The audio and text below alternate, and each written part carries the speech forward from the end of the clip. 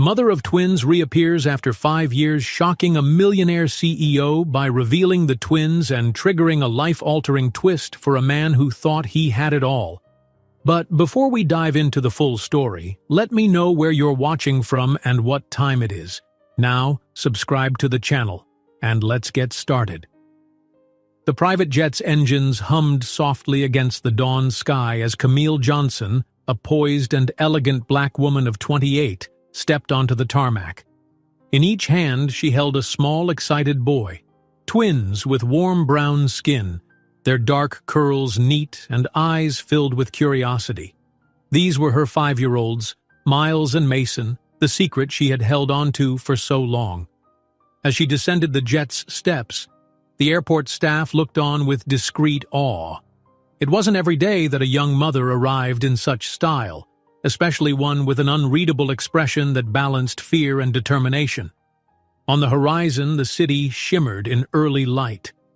It was here that Alexander Knight, the brilliant millionaire CEO of Knight Innovations, was preparing to marry his fiancée in what society columns had called the wedding of the decade. Camille could still recall the smooth timbre of Alex's voice, the way he used to laugh when they spent long evenings discussing possibilities. 5 years had passed since she vanished from his life, pregnant and unsure if she could trust him with her heart. She had run away, forging her own path, determined never to look back. But circumstances had changed. Clutching the twins' tiny hands, Camille took a deep breath. This was the day she would reveal everything.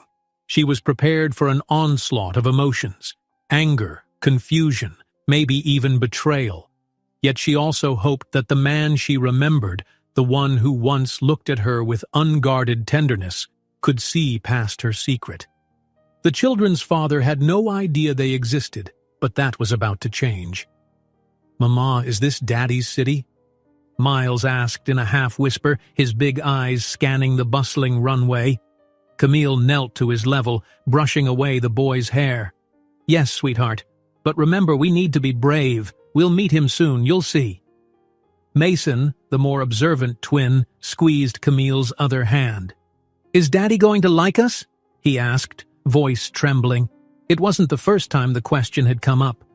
Camille felt her heart tighten. She'd tried to prepare them for any outcome.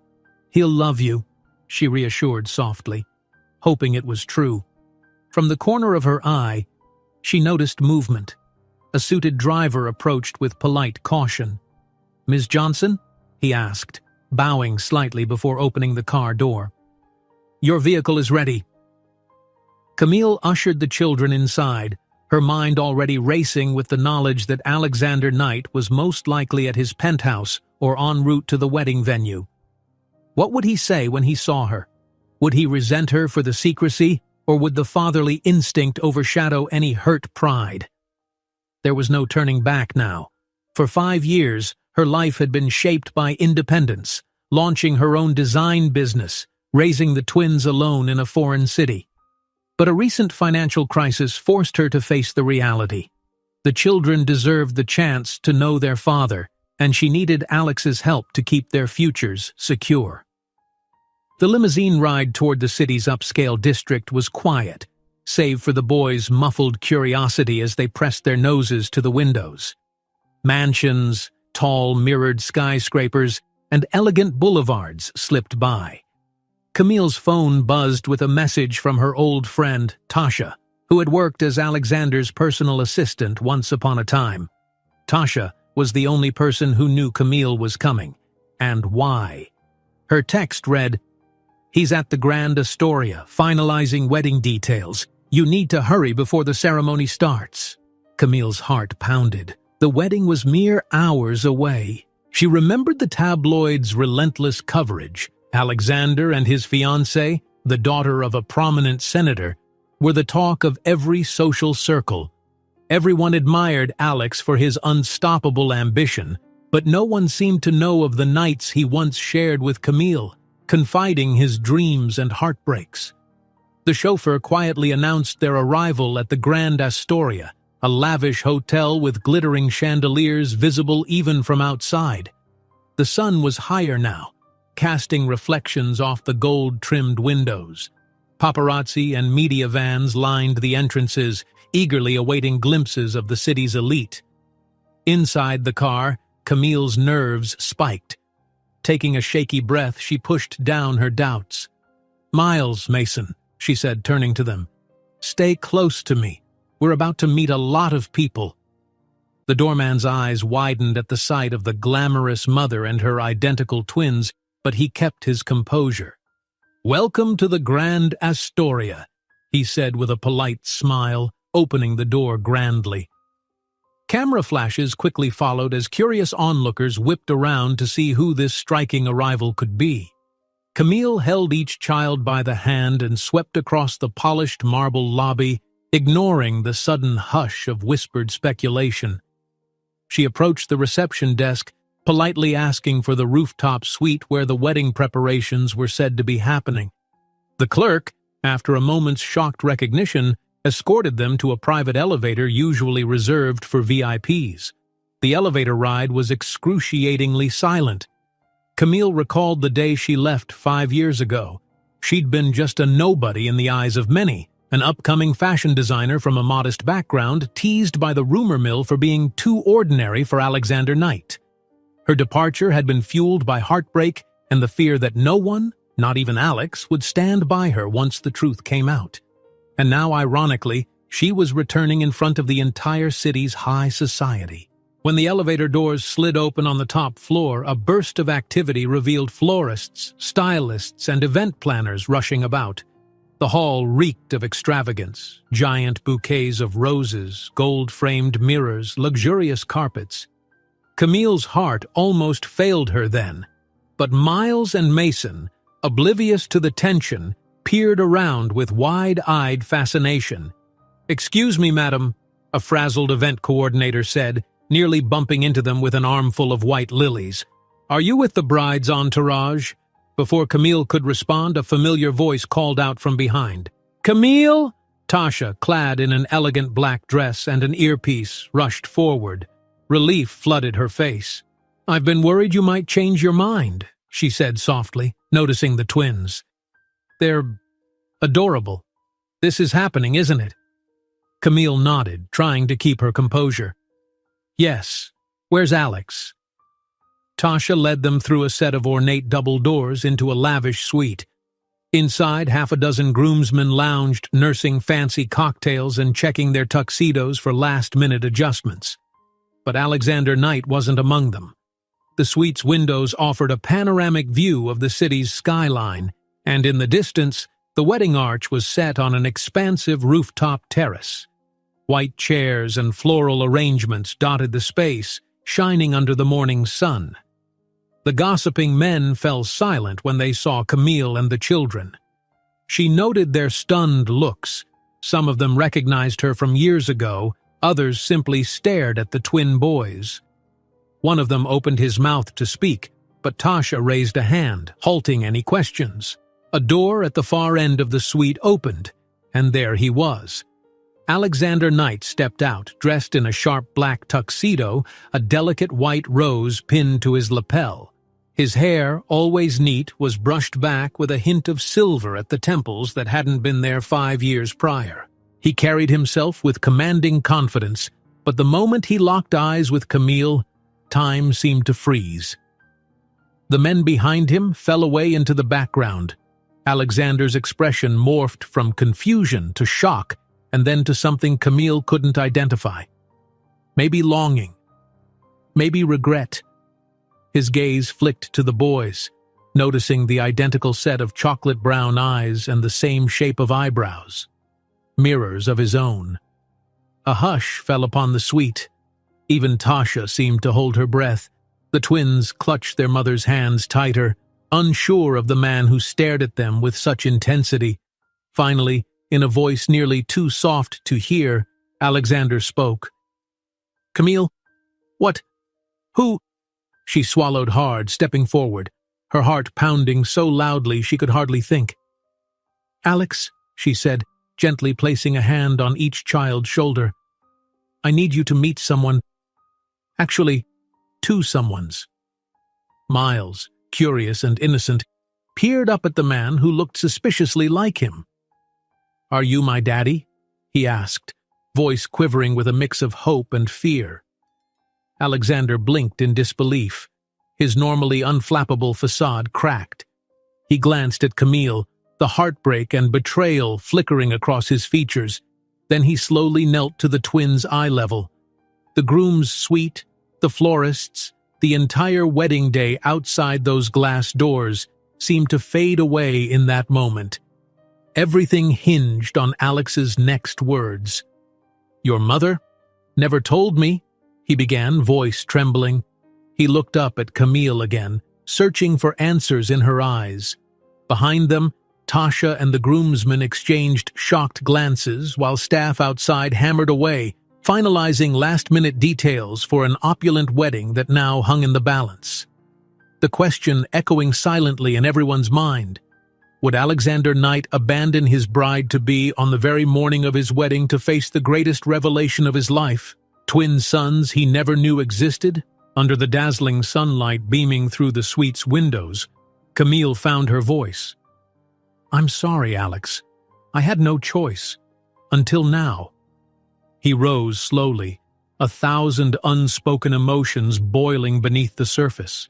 She braced herself for anger, accusations, or even indifference. But instead, Alexander placed a trembling hand on each child's shoulder.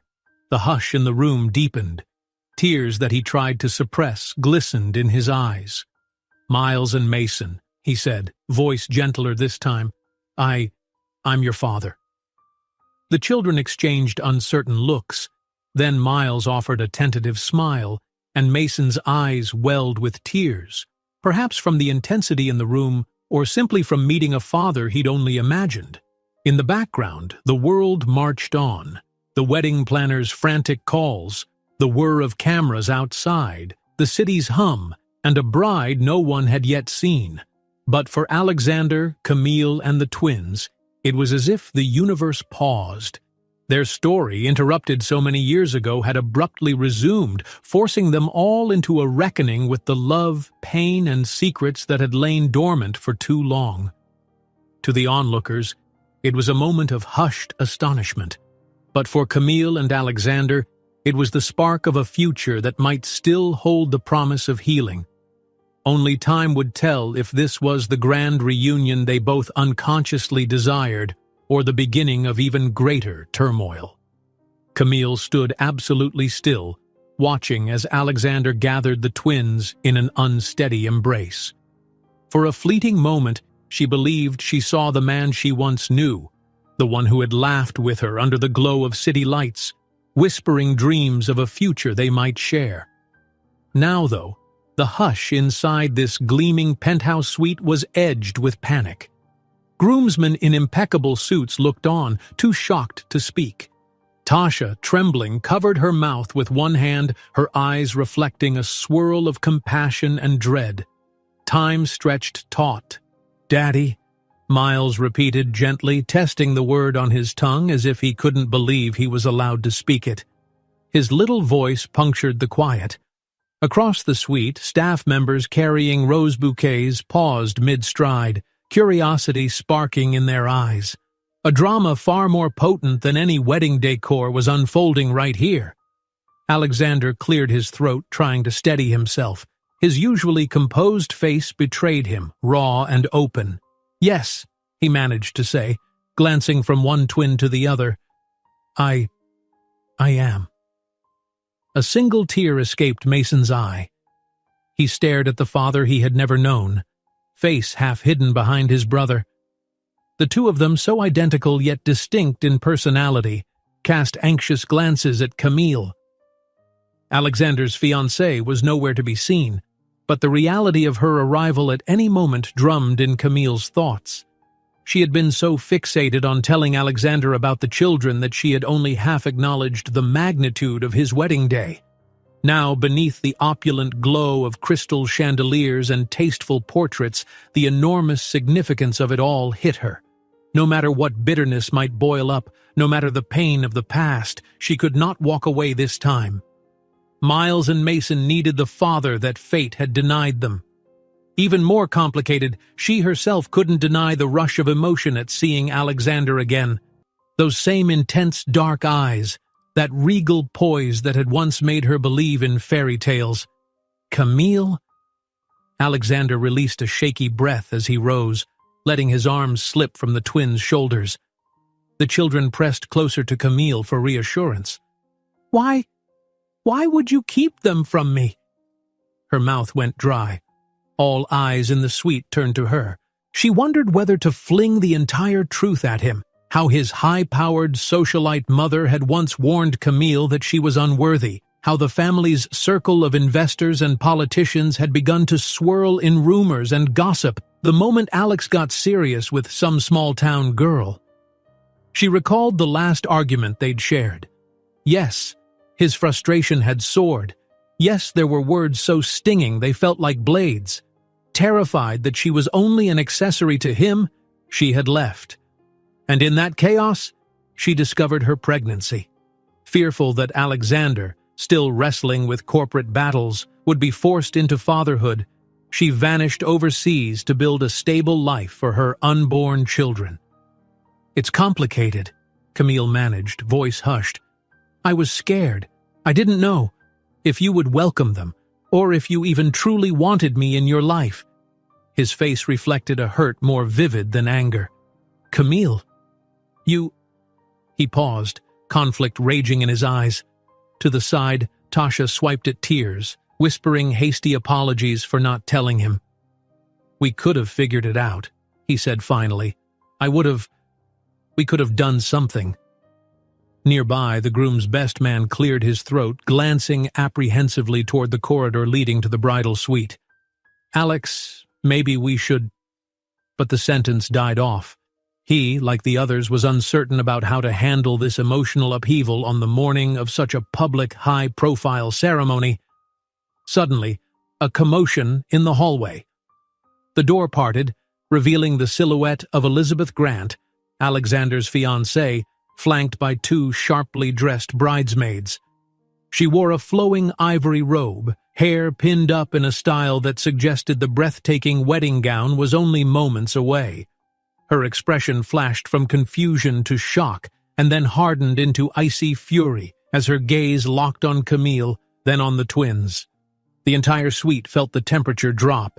"Alexander," Elizabeth said, her voice trembling with contained anger, "what's going on here?" She let out a disbelieving laugh, though there was no humor in it. "Who is she and—" Her eyes landed on Miles and Mason. "Who are they?" Alexander's chest rose and fell, a storm of guilt and paternal love swirling inside him.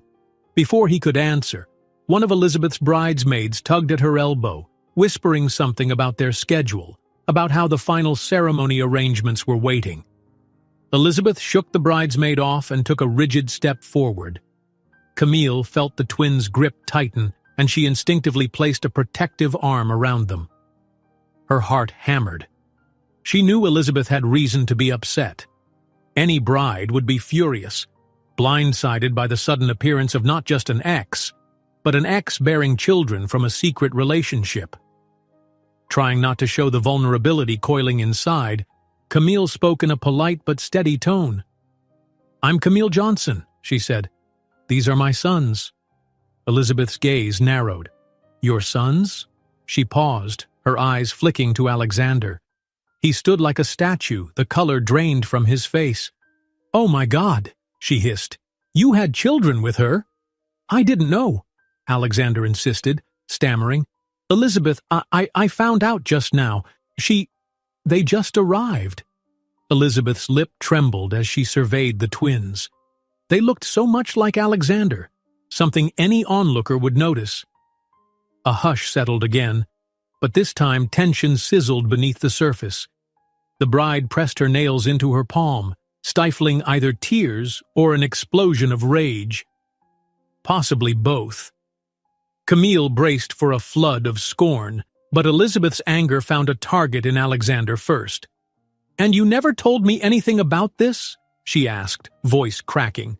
"You always insisted you and that old flame ended on quiet terms. And now, look at what's happening on our wedding day." She let out a shaky, disbelieving exhale, trying to regain her composure. "This is humiliating." Alexander reached for her arm, but she jerked away. "I promise I didn't know," he repeated. "You know I wouldn't lie to you about this." Her gaze darted back to Camille, who stood in simple yet tasteful attire, just sophisticated enough to command a certain respect. Miles and Mason were clinging to her, wide-eyed. They seemed petrified to see their father talking to a woman who all but seethed with hostility. Finally, Elizabeth exhaled a trembling sigh, her anguish spiking into pointed words. "You want me to believe she just happened to drop in on your wedding day with your children? You think that's a coincidence?" She eyed Camille with a contempt that made Camille's spine go rigid. "Are you trying to ruin him? Looking for a payout? Because it's not going to work. We're in the middle of a merger and an orphan scandal." She stopped, pressing a hand to her mouth, though it was clear she meant every bit of what she'd said. "They aren't orphans," Alexander said sharply, voice edged with anger at the suggestion. "They're my sons."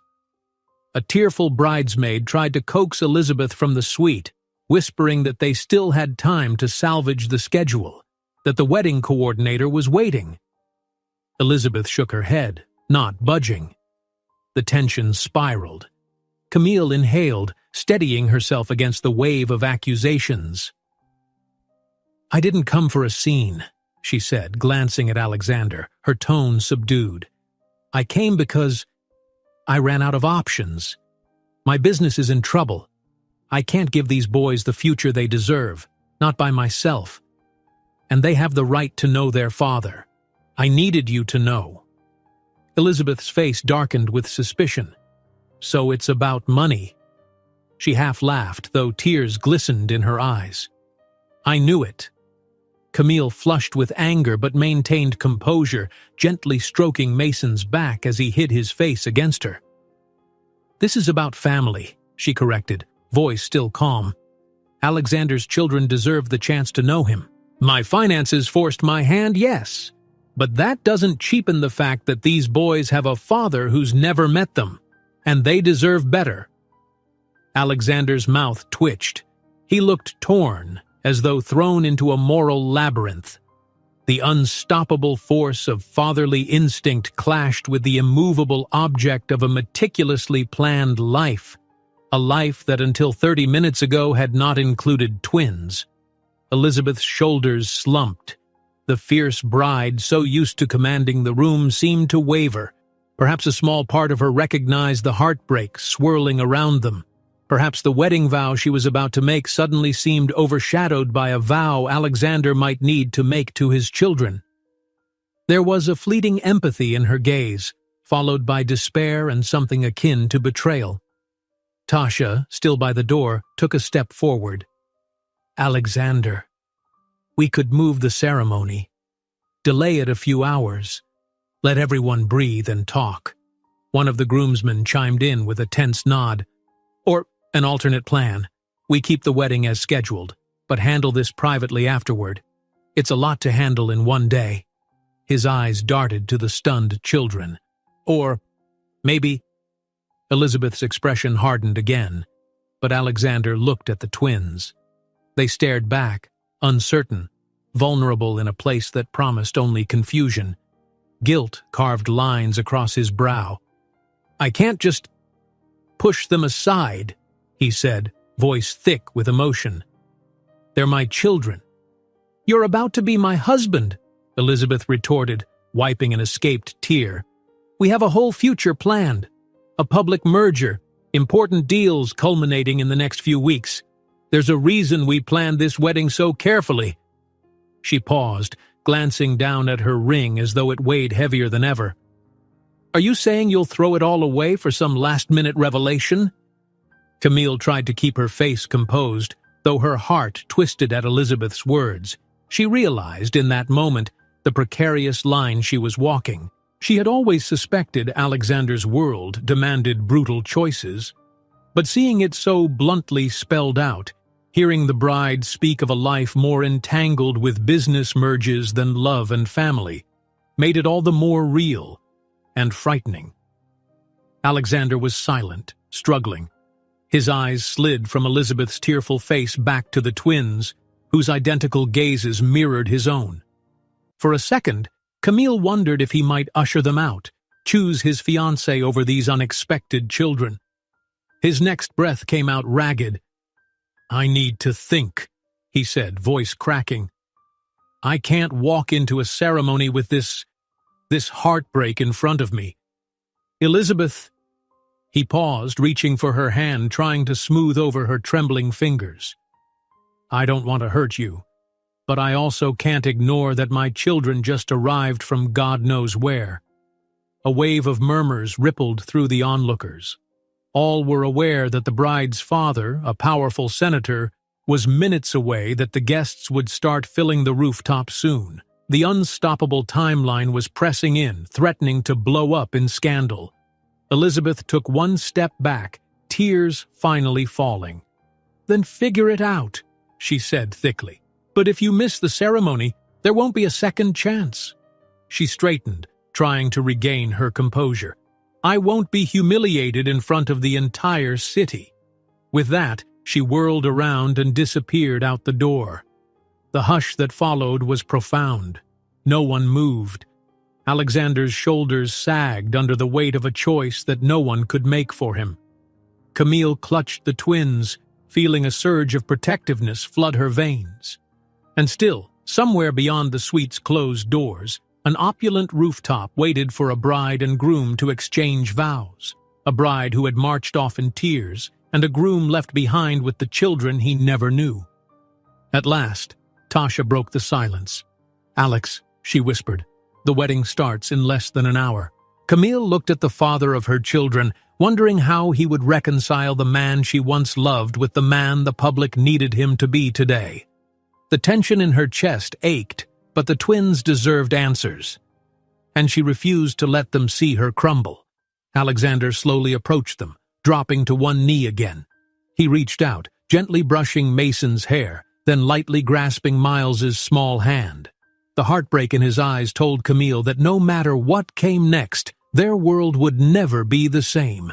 Alexander remained in a half-crouch, one hand on Miles's shoulder, the other gently brushing Mason's curls. His chest felt impossibly tight as he looked from one identical face to the other. Two children who, by all rights, should have been his pride and joy for the last 5 years but were strangers instead. His jaw clenched as a swirl of unspoken questions raged through him. How could Camille have stayed away all these years? Why didn't she come sooner? Then again, how could he judge when he knew nothing of what she had gone through? Behind him, the hush thickened. Tasha seemed ready to usher out the lingering staffers. The groomsmen remained awkwardly by the windows, clearly at a loss. A cluster of wedding assistants paused near the door, each uncertain whether to proceed with last-minute preparations or wait for instructions. Camille braced herself, meeting Alexander's gaze. Over the twins' heads, their eyes locked. It was a potent moment, one that carried all the regrets, hopes, and resentments built over half a decade. Her heart throbbed. There was a part of her that wished for a kinder setting, some small, safe corner where she could let him meet their children without a dozen onlookers and the glitz of a wedding swirling around them. But time had run out. Now, there could be no more secrets. Alexander stood slowly, still clutching Miles's small hand. His voice came out in a near whisper. "I need to talk to you," he said to Camille, privately. Camille nodded, turning to Tasha, who caught on immediately. She directed them toward a quiet sitting room off to the side of the suite, a place typically reserved for private phone calls or small bridal party gatherings. Alexander motioned to the twins. Do you mind if Tasha stays with them for just a moment? I swear it won't be long." Camille hesitated, instinctively protective, but Tasha offered a soft smile, kneeling to the boys' level. "Hey guys," she said kindly. "How about I show you the fancy hors d'oeuvres they've got in the next room?" Miles and Mason looked up at Camille, uncertain, yet something in Tasha's gentle tone reassured them. Slowly, They nodded. Camille bent down, pressing kisses to each of their foreheads. "Just for a few minutes, okay?" she whispered. "I'll be right back." She watched Tasha lead them out, her heart clenching at the sight of them trusting a stranger in a place that felt more foreign by the second. With a resigned breath, she followed Alexander through a short hall into an even smaller, elegantly furnished den. A single lamp cast a warm glow over plush couches, while tall windows overlooked the city's skyline. The muffled echo of bustling wedding staff and classical music drifted through the walls. Alexander closed the door behind them. For several long beats, neither spoke. Camille could feel the tension rolling off him. Anger, betrayal, sorrow. She was so tightly coiled that she half expected him to start shouting, but the quiet was worse, intensifying her guilt. Finally, he ran a hand through his dark hair, messing up the careful style. "Why?" he asked, voice trembling. "Camille, why wait so long, and then show up on my wedding day with my children?" Her eyes stung. She'd rehearsed this conversation in her mind 1,000 times, but the reality was far more crushing. "I tried," she said softly, "to protect them from the corporate circus, from your mother, from the tabloids." She twisted her fingers, struggling. "You remember your mother's reaction when we first started dating? She was livid, calling me a gold digger, telling me I'd never belong. I felt like an accessory to be discarded if things got messy. And then, we argued. And I left." Alexander exhaled shakily. "Yes, I remember. My mother was cruel. But you should have told me you were pregnant. You should have—" He cut himself off, his expression flickering between anger and heartbreak. "All these years I missed first steps, first words, birthdays, things I can't ever get back." Camille blinked back tears. "At first, I honestly thought I was doing you a favor. Your empire was expanding. You were in the middle of some high-stakes business deals. I convinced myself you'd only resent me for complicating your life. And then, as time passed, it got harder and harder to reach out. How do you tell someone you lied for years by omission?" She paused, shoulders heavy with regret. "I'm not saying it was right. I'm just saying it was my reality." He stared at the luxurious rug underfoot. "I might have been angry," he murmured, "but I would never have turned my back on you or our children." The sincerity in his voice made her heart twist. "Instead, I learned about them 5 years too late, in the worst possible way." "I know," she whispered, voice strangled. "I know."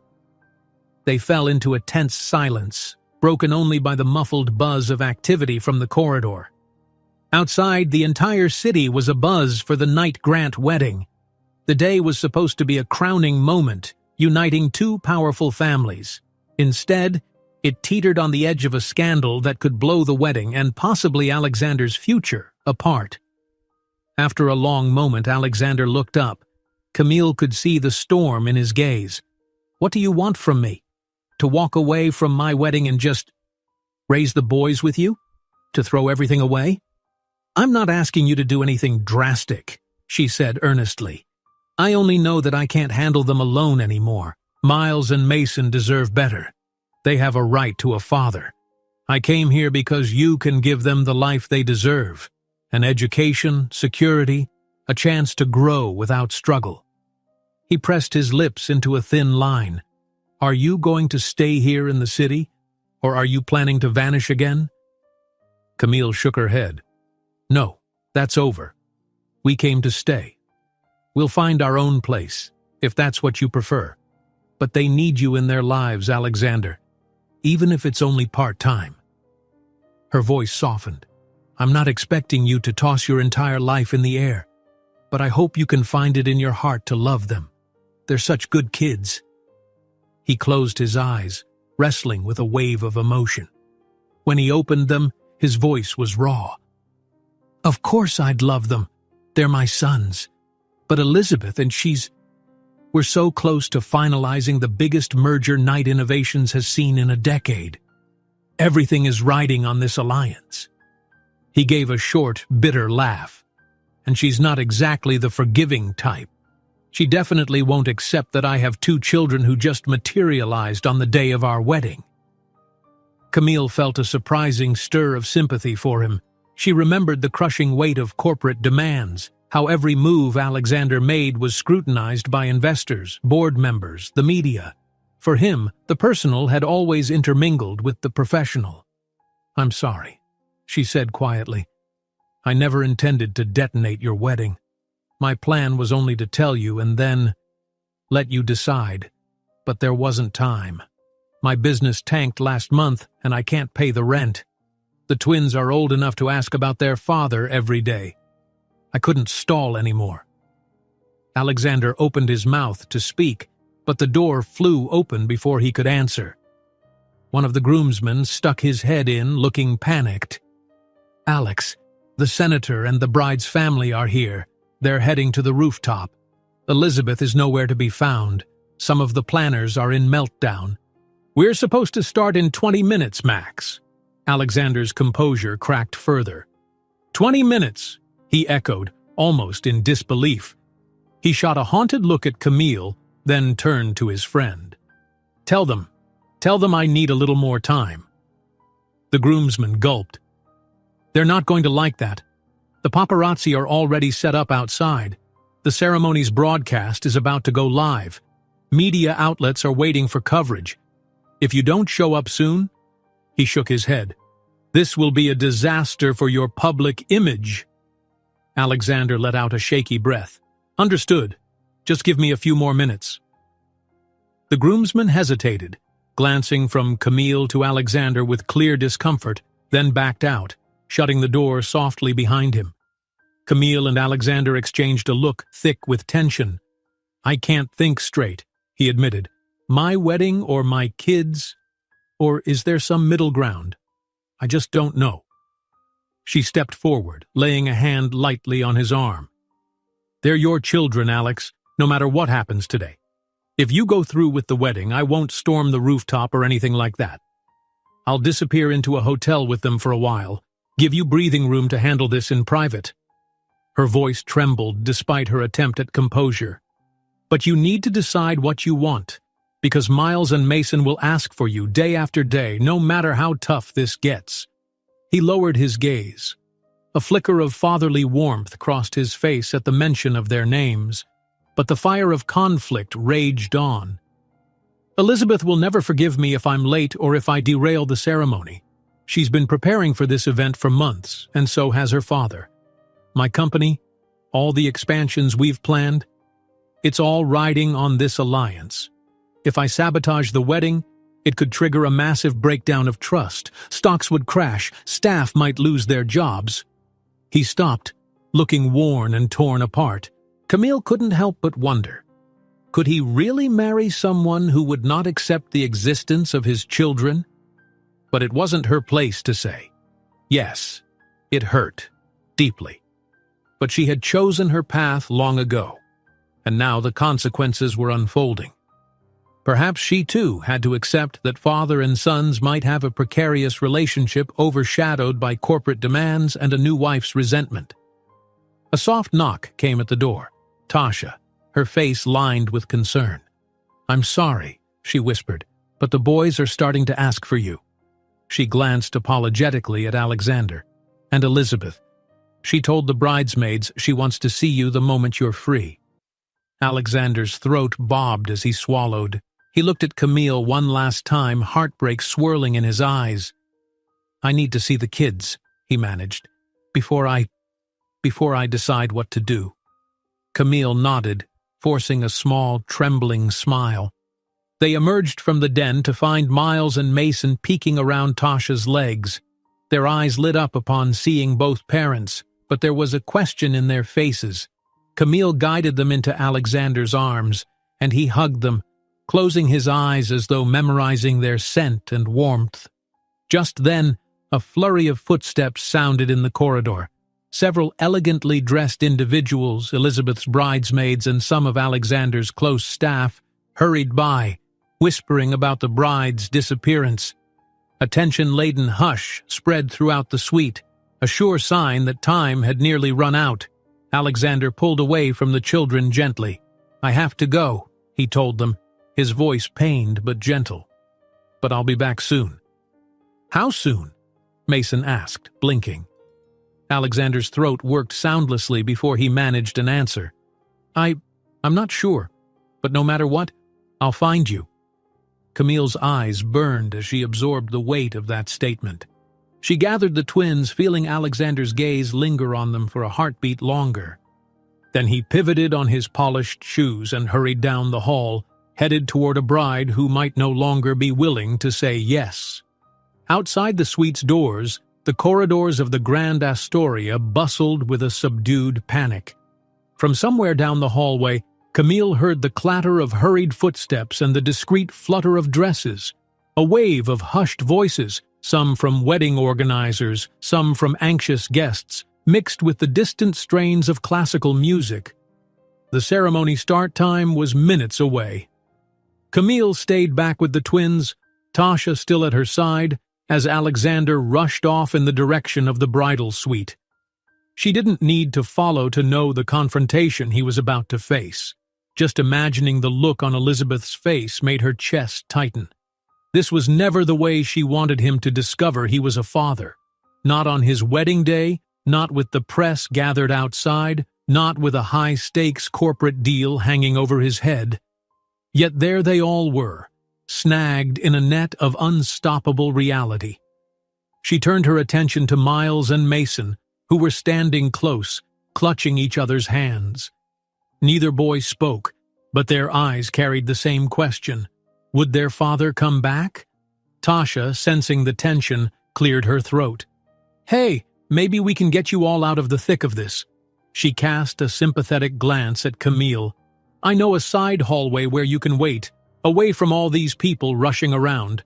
In case it turns chaotic." Camille nodded, feeling numb. She and Tasha guided the boys down a quieter passage, weaving around staff and floral displays. Along the way, Camille heard snippets of frantic conversations, someone noting the bride's anger, someone else mentioning the groom seemed distracted, the father of the bride pacing in the hall. At last, Tasha pushed open a discreet door that led into a small lounge used for staff breaks. It was clean, simple, and, most importantly, unoccupied. "Wait here," Tasha suggested gently. "I'll keep an ear out for what's happening. If Alex comes looking, I'll direct him here." Camille dropped onto a vinyl sofa, drawing the children close to her sides. She could feel Mason trembling slightly, though he tried to hide it behind a brave little face. Miles's eyes were glassy and full of uncertainty. "Mommy," Mason said quietly, "did we do something wrong?" Camille's heart cracked. She kissed the top of his head. "No, sweetheart. You haven't done anything wrong. Grown-ups just, sometimes, don't do things the right way." Miles pressed his face into her arm. "Daddy's not mad at us?" Camille's voice quavered. "He's not mad at you. He's confused. Everything happened so fast." Her arms wound tighter around them both. No matter how harsh the world outside, these boys needed to know they were loved. She was about to add more reassurance when Tasha leaned back in, face grim. "They found Elizabeth," she whispered. "She locked herself in one of the bridal rooms, doesn't want to speak to Alex." Tasha sighed, tension evident. Her parents are here, furious. The senator's aides are scrambling, and the groom's side is stuck in the middle. Camille closed her eyes. A swirl of guilt and sympathy coursed through her. She couldn't help remembering the early days of her romance with Alexander, his plans to expand Night Innovations, the corporate alliances he talked about that required marrying into certain circles. She'd known even then that Alex was under immense pressure to prove himself beyond his family's legacy, and now, with Elizabeth's family holding the key to a big merger, all of it was precariously at stake. Tasha hesitated, then stepped closer. "Camille, I overheard some stuff. Elizabeth's father is basically threatening to pull out of the deal if Alex humiliates his daughter publicly by delaying or canceling. He's talking about legal complications even. It's It's messy. Camille forced herself to breathe calmly. I see, she managed. What else was there to say? The children exchanged worried glances, sensing the seriousness of the conversation. Camille offered a comforting smile, though inside, her chest constricted. She wanted to whisk them away to some peaceful corner of the city, away from the swirl of paparazzi, gossip, and heartbreak. But she had come here for a reason, to let Alexander decide if he wanted to be their father openly or maintain a distance. And the question still hung. Another few minutes ticked by in tense silence. Then Tasha's phone buzzed. She lifted it, reading a text, and sighed heavily. Alex wants you to join him, she told Camille quietly. He's asking for you and the kids to come to the rooftop, right away. Camille's stomach lurched. She couldn't imagine a worse place to bring the twins than at the very sight of an impending or imploding wedding, with guests looking on. Why? She asked, her voice unsteady.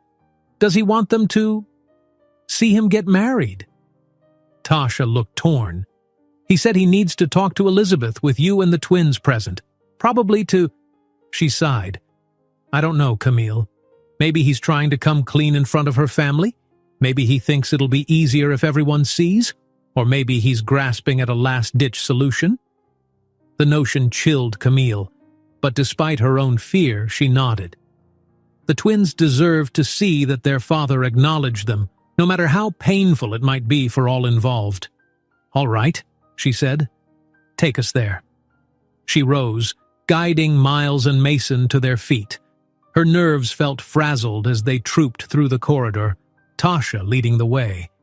With each step, the classical music grew louder, the crowd's chatter more discernible. They passed clusters of people in formal attire, some openly staring at the two curly-haired boys clinging to Camille's hands. Whispers trailed them, speculations about who they were, how this mother and children fit into the day's unfolding drama. Finally, they emerged onto the rooftop, which had been transformed into a dreamy wedding scene. Rows of white chairs facing a lavish floral arch, ribbons fluttering in the breeze, and crystal chandeliers suspended under a transparent canopy that framed the sky. The morning sun cast a golden glow. Rows of impeccably dressed guests milled around, many of them looking restless or confused. Waitstaff in crisp uniforms circulated with drinks, though the celebratory mood was clearly overshadowed by tension. Near the arch stood a group of prominent-looking individuals, Elizabeth's parents, some high-profile guests, and several of Alexander's own executives. At the center of it all, Alexander stood with Elizabeth. Even from a distance, Camille could sense the hostility in Elizabeth's posture. She wore an ornate wedding gown, half-laced, veil pinned crookedly. A bridesmaid hovered nearby, uncertain whether to fix it or stay back. As Camille and the children approached, conversation in the crowd dipped into hushed murmurs. People leaned in, craning to see. Cameramen, presumably from media outlets covering the event, began shifting their lenses in this direction. Tasha murmured, "The coverage is supposed to start. They're probably filming already." Camille's heart thundered. She wanted to shield Miles and Mason's eyes, to push the cameras away, but she had no choice except to follow Alexander's beckoning gesture. Elizabeth's eyes locked onto them. She looked every inch the furious bride, tears staining her makeup, a forced composure hugging her posture. Next to her, Alexander glanced back and forth between Elizabeth and his children, sweat beading on his brow. He stepped forward, carefully drawing Elizabeth with him. "Everyone," he began, voice quavering. There's been a development. Before we proceed, I need you to meet..." He paused, searching for words. "These are my sons, Miles and Mason, and this is their mother, Camille." A ripple of gasps darted through the guests. Flashes from cameras sparked. In the front row, Elizabeth's father stiffened, fury radiating from him. Her mother's eyes narrowed. Alexander's colleagues exchanged alarmed looks. The bride herself swallowed, her face pale. Camille stood tall, silently offering a reassuring squeeze to each twin's hand. The children tried to hide behind her skirt, overwhelmed by so many eyes. Elizabeth forced a strained, icy smile. "Alexander," she hissed through clenched teeth, "do you seriously intend to do this here, now?" She gestured at the crowd, the cameras, the entire wedding spectacle. He cleared his throat. "I can't walk down that aisle with this secret. It's not right. We have to address it." Despite the trembling in his voice, he turned to Elizabeth's parents. "Senator Grant, Mrs. Grant, I'm sorry to drop this on you, but these are my children. I found out only this morning. I want to do right by them." Camille could practically feel the tension snap in the air. The senator's expression turned thunderous. "Children? Your children? Good God, Alexander, how long have you known about this? Were you planning to keep it hidden after marrying my daughter?" His voice rose, attracting even more stares. "I only knew today," Alexander repeated, glancing at Camille for a fraction of a second. Elizabeth's mother clutched the senator's arm. "I can't believe this. After everything, the wedding, the merger, have you lost your mind? The press is going to eat this up." Her voice trembled with equal parts anger and panic. Elizabeth forced out a bitter laugh, tears glittering. "So what? You're going to stand here and make a show of fatherhood? You think that solves anything? We're about to be wed before hundreds of guests." She turned a searing glare toward Camille. "And you waltz in like some soap opera plot twist?" Camille swallowed, meeting Elizabeth's stare. She refused to shrink away, though her insides trembled. "I didn't plan to crash your wedding," she said quietly. "I only wanted Alexander to know the truth. I didn't expect—" She waved a shaky hand at the lavish scene. "All this." The crowd hung on her every word. Miles and Mason huddled closer, eyes darting nervously among the sea of disapproving stares and swirling cameras. The bride's father shook his head, exasperation filling the silence. "Alexander, I warned you against your personal entanglements. This is exactly the sort of scandal that can sink your credibility. Think about our joint venture. If you disgrace my daughter, you disgrace the entire Grant family." Alexander squared his shoulders, trying to muster the composure that had served him well in many tense corporate negotiations. His voice, though soft, carried determination. "I realize this is a shock, but Miles and Mason deserve more than silence. I won't pretend they don't exist just to keep up appearances." He swallowed, then looked at Elizabeth. "I'm sorry. I know this isn't fair to you." Elizabeth's tear-filled gaze flickered to the twins, then back to him. "You promised me stability," she whispered. "A life where everything was perfectly orchestrated. And now, your secrets are unraveling in front of everyone. How can we salvage this?" "Maybe we can't," Alexander confessed, voice trembling. "I need to take responsibility for my children. I won't hide them. If that costs me the merger, costs me our wedding, then that's a price I might have to pay." The crowd bristled with shock. The senator sucked in a sharp breath, looking ready to erupt, but Elizabeth seemed too stunned to lash out further. She brushed her fingertips over her wedding gown as if trying to remind herself of the day that was supposed to be hers to command. Silence stretched, every eye on them. Finally, Camille found the courage to speak. "If marrying Elizabeth is what you truly want, we'll stay out of your way. But the children—" She hesitated, aware of the cameras capturing every word. "The children deserve your presence, at least in some form." Alexander's face twisted with heartbreak. He stared at his bride, then at the twins, then at his furious would-be in-laws.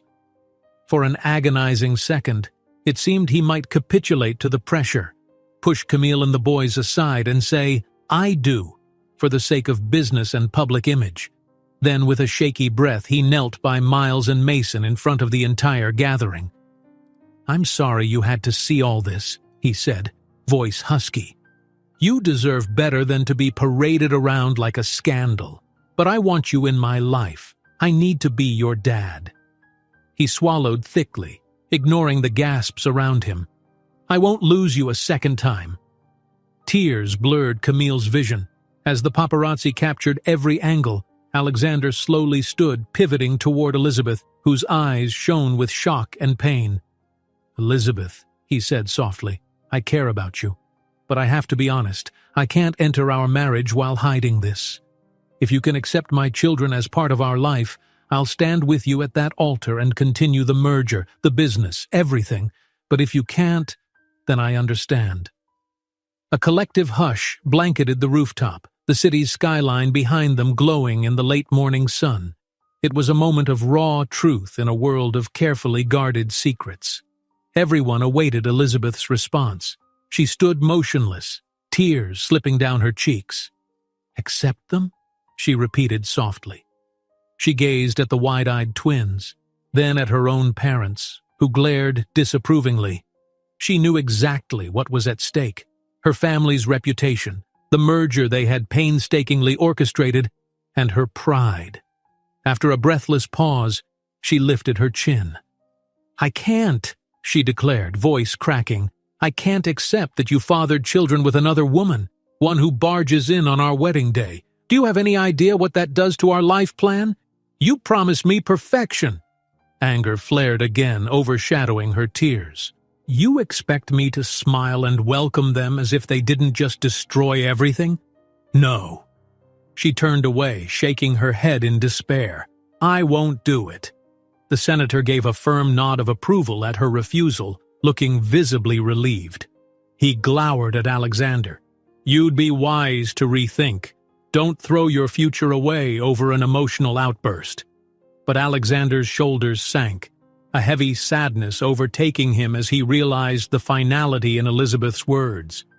"Then, I guess we're done," he murmured, each syllable weighted with regret. A flicker of heartbreak crossed his features. This was a woman he had known and planned a future with after all. Yet there was no moving past her ultimatum. Elizabeth's father visibly bristled, about to speak, but she waved him off. With her gown rustling, she stormed down the aisle, tears streaming, friends and family rushing after her. The senator glared at Alexander one last time before following his daughter, shaking his head in disgust. In their wake, the wedding guests stirred in astonishment, paparazzi cameras popping. The once poised ceremony lay in shambles, overshadowed by broken vows that had never been spoken. Alexander ran a trembling hand over his face, exhaling sharply. The swirl of watchers, cameras, and outraged chatter swam around him. He stepped toward Camille and the twins, who huddled by the arch's floral arrangement, an unlikely nucleus in the storm's eye. Camille's heart pounded as he neared. Her mouth opened, but no words came. Miles and Mason looked up at their father, bewildered but relieved that he hadn't deserted them. Slowly, Alexander placed a hand on each boy's head, drawing them closer.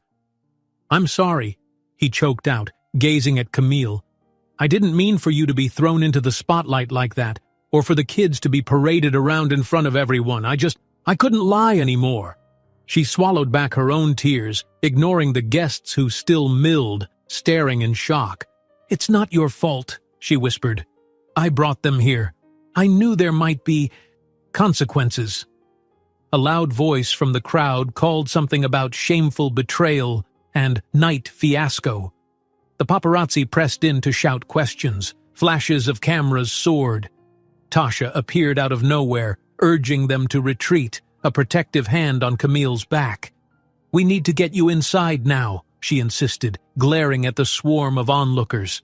Without another word, Alexander took one child in each arm, refusing to let any more pictures be snapped of their frightened faces. Camille followed close behind, shielding them from the intense glare of a dozen cameras as Tasha expertly guided them back into the hotel. As they fled the fiasco on the rooftop, something inside Camille uncoiled, an odd mixture of relief, sadness, and flickering hope. The wedding was over. The business alliance was surely doomed, And yet, for the first time, Alexander had unequivocally chosen his children. That, if nothing else, felt like a victory. A hush fell over the mezzanine corridor as the heavy doors closed behind them. The world outside, the paparazzi, the fractured wedding, and the outraged guests faded to a muffled roar. Inside it was just Alexander, Camille, the twins, and Tasha. Each of them looked shaken, as though they'd run a gauntlet of flashing cameras and angry voices. Alexander set Miles and Mason gently on the floor. The children immediately clung to Camille, their small faces etched with alarm. The tension in the hall was palpable. Even Tasha had tears in her eyes as she realized the storm that had just erupted on the rooftop. Everything that had been planned so meticulously for months, perhaps years, had unraveled in minutes. "They're still trying to corner Elizabeth," Tasha managed, wiping at her cheeks. "Her parents are furious, Alex. They're threatening legal action or who knows what. The press is all over the place." She gave him a wavering look. "We need to get you out of here without causing more chaos." Alexander's face was pale with shock. He ran a trembling hand over his hair, which was now disheveled and damp from sweat. "I know," he said hoarsely.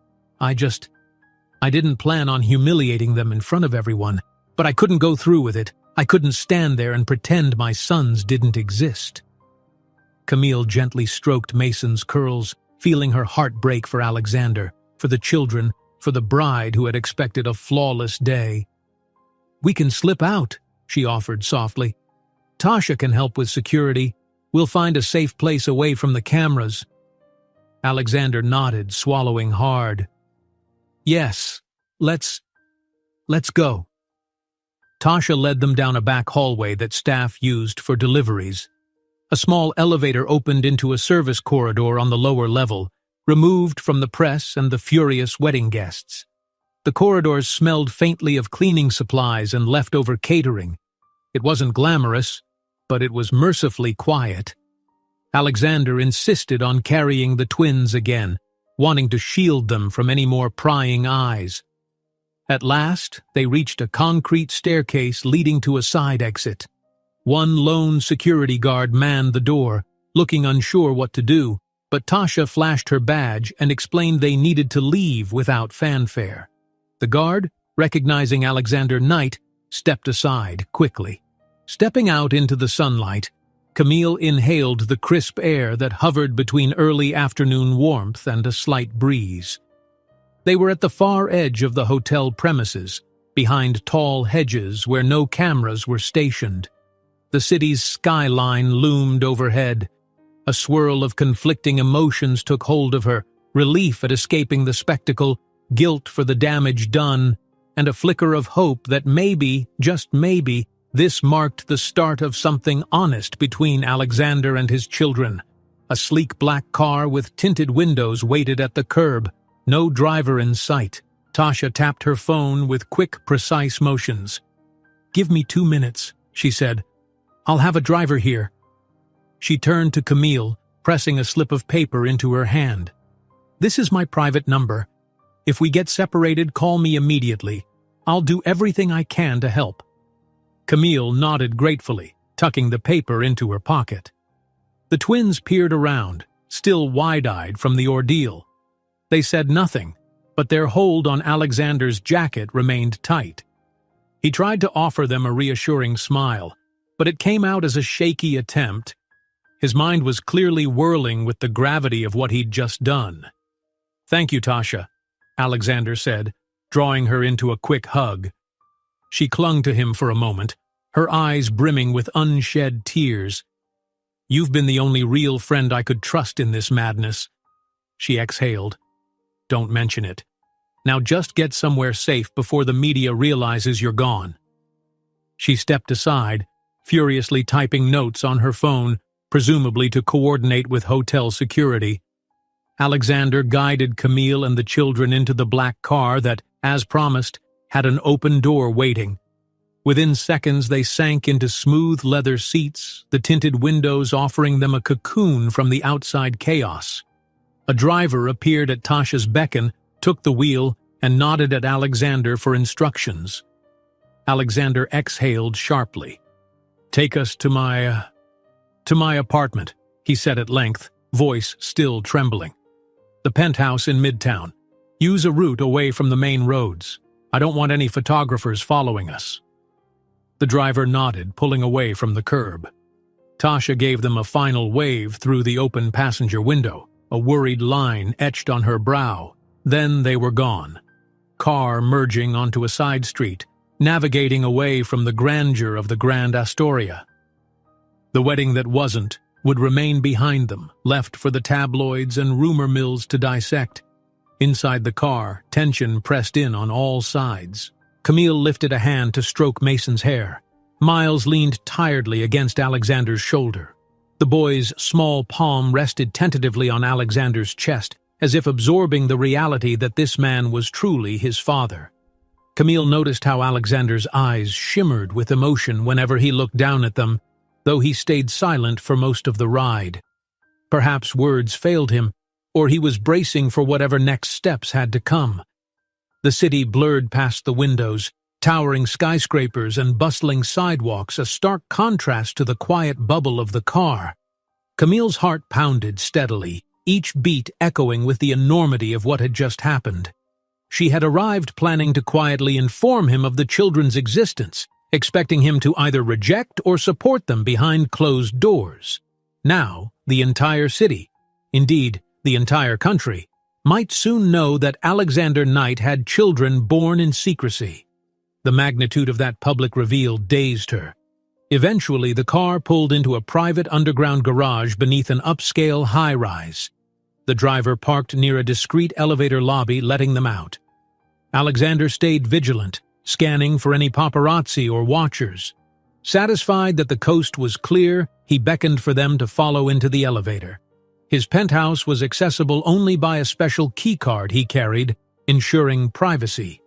The elevator ride was silent, tension coiling tighter with each floor they ascended.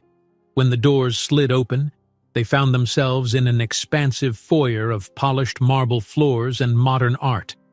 A floor-to-ceiling window spilled daylight across a spacious living room, all sleek lines and understated luxury. Everything exuded the hallmark of someone who lived with meticulous order, nothing out of place, not a speck of dust. Camille, still holding Mason's hand, stepped out slowly, feeling an odd sense of déjà vu. She remembered Alexander's old apartment from 5 years ago. Modern minimalism, carefully curated. This was a new place, bigger, more refined, but it held the same essence of pristine sophistication. It felt sterile, lacking the warmth that children's laughter or personal touches might bring. Alexander set Miles down gently and turned toward Camille, raking a hand through his still mussed hair. I'm sorry," he murmured for what felt like the 100th time, voice shaking with exhaustion. "This is so far from what I wanted. I know the kids didn't deserve any of that spectacle." Camille's eyes glistened.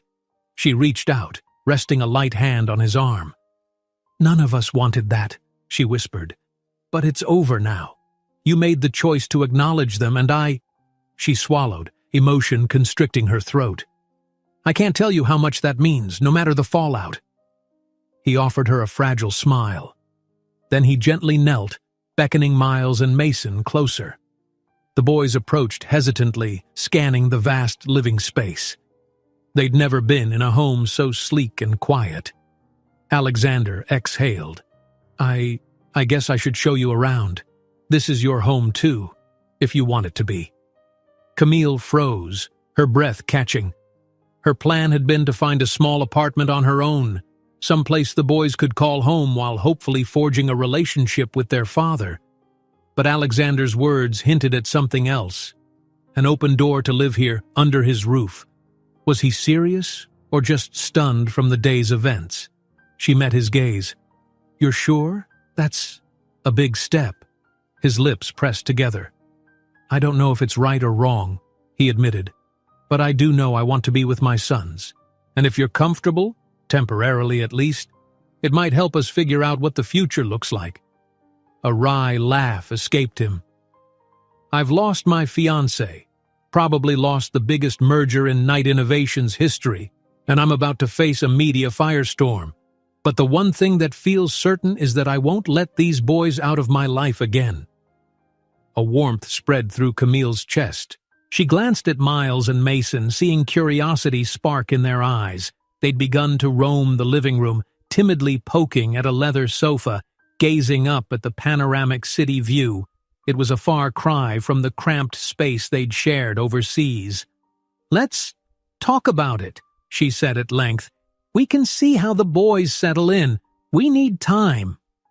Alexander nodded gratefully, rising to his feet. He led them through the penthouse, giving a brief tour. A sleek kitchen outfitted with stainless steel everything, a vast dining area, a private office behind glass doors. Each space whispered wealth and efficiency. Finally, they came to a hallway that ended in 2 doors. "My room," he pointed, "and a spare, well, a guest suite." He looked at the twins with a soft smile. "We can set it up for you two if you'd like. Bunk beds or whatever you want." A shy spark lit up Miles's face. "Bunk beds?" he murmured, as though the idea were dazzling. Mason, always more cautious, stayed near Camille's side but smiled faintly as well. Camille felt tears threaten again. She couldn't recall a time she'd seen the twins so enthralled by something as simple as the possibility of a fancy new bedroom. The life she'd built them overseas had been modest. Cozy but modest. Here, everything reeked of possibility. Exhaustion overcame them all. After the day's tumult, hunger gnawed in each belly, yet no one had the energy for a grand meal. Alexander rummaged in the kitchen, producing some fresh fruit, crackers, and bottled water. The 4 of them settled around the living room's glass coffee table. Miles and Mason devoured the fruit in silence, occasionally shooting wide-eyed glances around the penthouse. Camille noticed Alexander's phone buzzing relentlessly on the marble countertop. He ignored it at first, wincing at the reminders of the outside world. Then, perhaps out of necessity, he rose to check. She watched as tension etched itself deeper across his brow. "Tasha says the media's gone wild," he reported grimly. "Everyone's calling. My mother left a dozen messages." A haunted look flitted across his face. "I'm sure she's livid." Camille frowned, recalling the cold disapproval of Alexander's mother from years ago. That woman had already hated her. How much sharper would her wrath be now? She decided not to ask. Just then, Mason tugged on Camille's sleeve. "Mama," he said quietly, "where are we going to sleep tonight?" His innocent question cut through the tension like a blade. Alexander stepped forward, voice tender. "If it's all right with your mom, you can stay here. Sleep in the guest suite. I'll find some pajamas and get you two settled. Tomorrow, we'll figure out everything else. School, your routine, everything." Miles glanced between his mother and father. "You have pajamas that fit us?" he asked, brow furrowed. Alexander paused, then laughed ruefully. "Not yet," he admitted, "but we'll make do for tonight. I'll order new things for you first thing in the morning. You can even help pick them out." The twins looked at each other, the corners of their mouths lifting in a shy sort of excitement. Camille, moved by Alexander's earnestness, nodded her approval. "All right," she said, voice thick. "We'll stay." Relief flickered across Alexander's face. It was a fragile happiness, tempered by the knowledge that tomorrow would bring a hailstorm of scandal and tough decisions. But for now, at least, they had a temporary refuge, a chance to breathe, to let the twins feel the warmth of their father's presence and to see if, despite everything, they could form a real bond. Later, once the boys were settled in the spare bedroom, wearing T-shirts that dwarfed them as makeshift pajamas, Camille found Alexander leaning against the hallway wall, head bowed. In the soft light of the corridor, he looked drained beyond measure. She approached quietly. He spoke without looking up. "I ruined her wedding, Camille. Elizabeth might never forgive me. Her father will bury me if he can? And my own mother? Well, let's just say she'll have a field day scolding me about how I've destroyed years of planning." A humorless chuckle slipped out. "And yet, if I had to choose again, I'd still pick my kids." It's the only thing that felt right in that moment. Camille's hand found his, her voice a gentle hush. "I'm sorry for what you've lost, but I'm so grateful for what you've chosen." He lifted his gaze, meeting her eyes with a haunted vulnerability. "I won't lose them," he repeated. "I can't." His voice trembled. "But I'm terrified about tomorrow." She squeezed his hand. "We'll face it together," she said quietly, hoping it was true. In that moment they stood side by side, battered by the day's chaos, bracing for whatever storms lay ahead. A single flicker of hope lingered, that amidst the rubble of a broken wedding, a new family might just emerge. Dawn broke over the city like a hesitant apology, thin beams of light creeping through the glass walls of Alexander's penthouse. Camille blinked awake on a plush armchair, her neck stiff from having dozed off halfway through the night. She rubbed her eyes and surveyed the silent living room. It still felt surreal. Yesterday's chaos replayed in fractured memories. The wedding that never happened, the twins introduced before a sea of stunned onlookers, the cameras popping like gunfire. She found herself almost surprised by the morning calm. No paparazzi bursts, no outraged father of the bride, no glitzy decor. Instead, there was an unassuming quiet, broken only by the hum of the climate control and the rustle of someone stirring down the hall. Camille drew in a slow breath, exhaling some of the tension that had tightened her chest overnight. She rose, wandering to the kitchen. As she passed a mirror on the wall, she caught her reflection, smudged mascara, hair messy from stress and sleep. The woman she saw felt like a stranger, one who had returned out of desperation, only to tumble headlong into a storm. But there was no going back. Whatever her regrets, the twins had Alexander in their lives now. That knowledge steadied her, even as she worried about the repercussions. In the kitchen, she flipped on a light and started opening cupboards in search of something to feed the children. Minimalistic shelves and an expensive fridge greeted her. She discovered fresh fruit, some eggs, and fancy juices, but not much else. It seemed that Alexander, perpetually busy, rarely cooked his own meals. Or he'd had staff handle it. Regardless, this morning it was up to her. She selected eggs and a bowl of strawberries, fumbling quietly to avoid waking the boys. As she rinsed the fruit, memories from the previous night rushed back.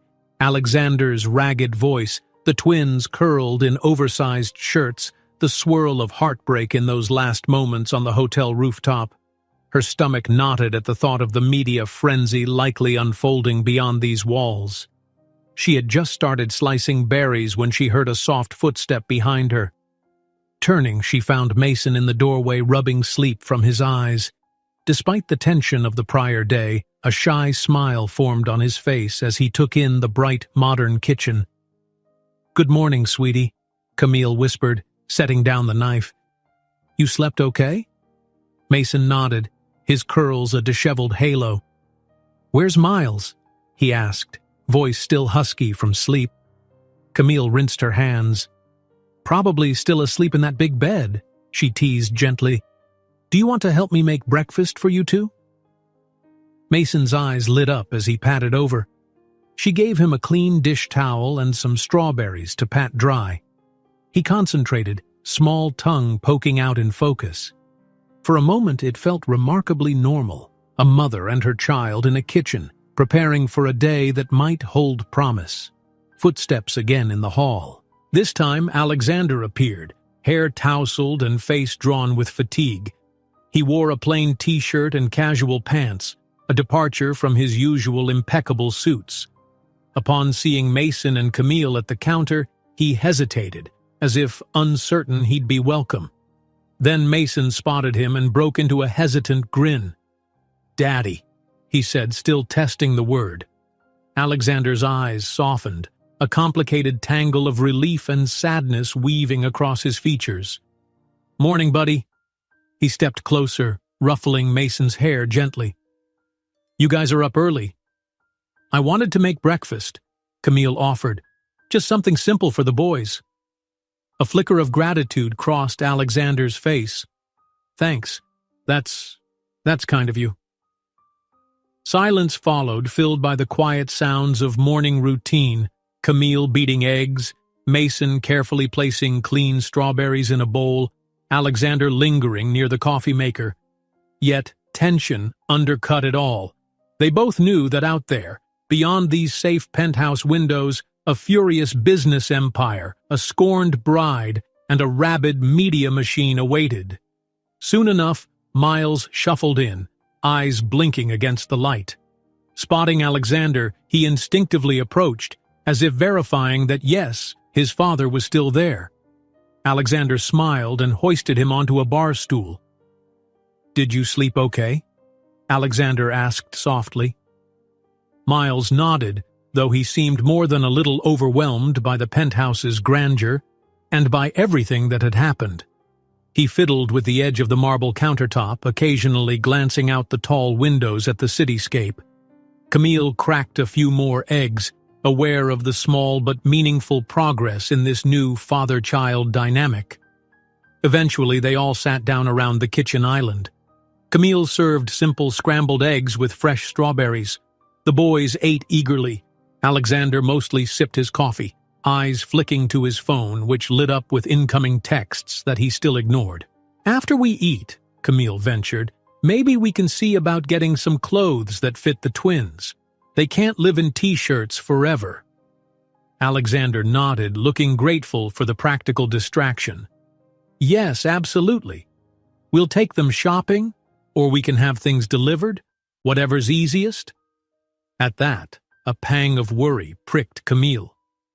"Will we even be able to go out without being swarmed by photographers?" she asked quietly. "Yesterday was so public." A shadow crossed Alexander's expression. He checked his phone with a resigned sigh. "Tasha's been texting updates," he said. "The story is everywhere. Major news outlets, gossip columns, even business journals. Some are spinning it as Knight's secret children derail wedding merger. Others are speculating about who you are, where you've been, whether you're, well, you know, a gold digger or something." His voice tightened. "I'm sorry." Camille's stomach clenched. She remembered all too well the disapproving whispers from years ago when she and Alexander first began dating. She swallowed a rush of anger. "I shouldn't be surprised," she managed. "People always want scandal, but the twins don't deserve to be the center of it." Alexander nodded grimly. "We'll protect them." He raked a hand through his hair. "I can call in some favors, arrange a security detail if we need to step outside, or we can lie low until the media circus calms down." She recognized the weight of his words. This was a new reality for all of them. No quiet assimilation of father and sons. Their introduction to the world had happened in the brightest, most painful spotlight. Miles piped up between bites of strawberries, voice muffled. "Mommy, can we still go to a playground? You promised we'd find one in the city." Camille's heart twinged. She had indeed promised her sons that big cities had big playgrounds, hoping to ease their fears about moving. Now, with a swirl of paparazzi on the prowl, that might not be so easy. "We will," she promised gently, "but maybe a quieter one, where it won't be too crowded." Alexander's expression softened. "I'll figure something out," he told Miles. "We'll get you both to a playground soon. Maybe we can talk to the doorman about a private little park." The boys smiled in unison, small faces brightening at the mention of an outing that felt normal. Camille gazed at Alexander, her chest swelling with gratitude. He was trying, despite the chaos and the heartbreak he carried.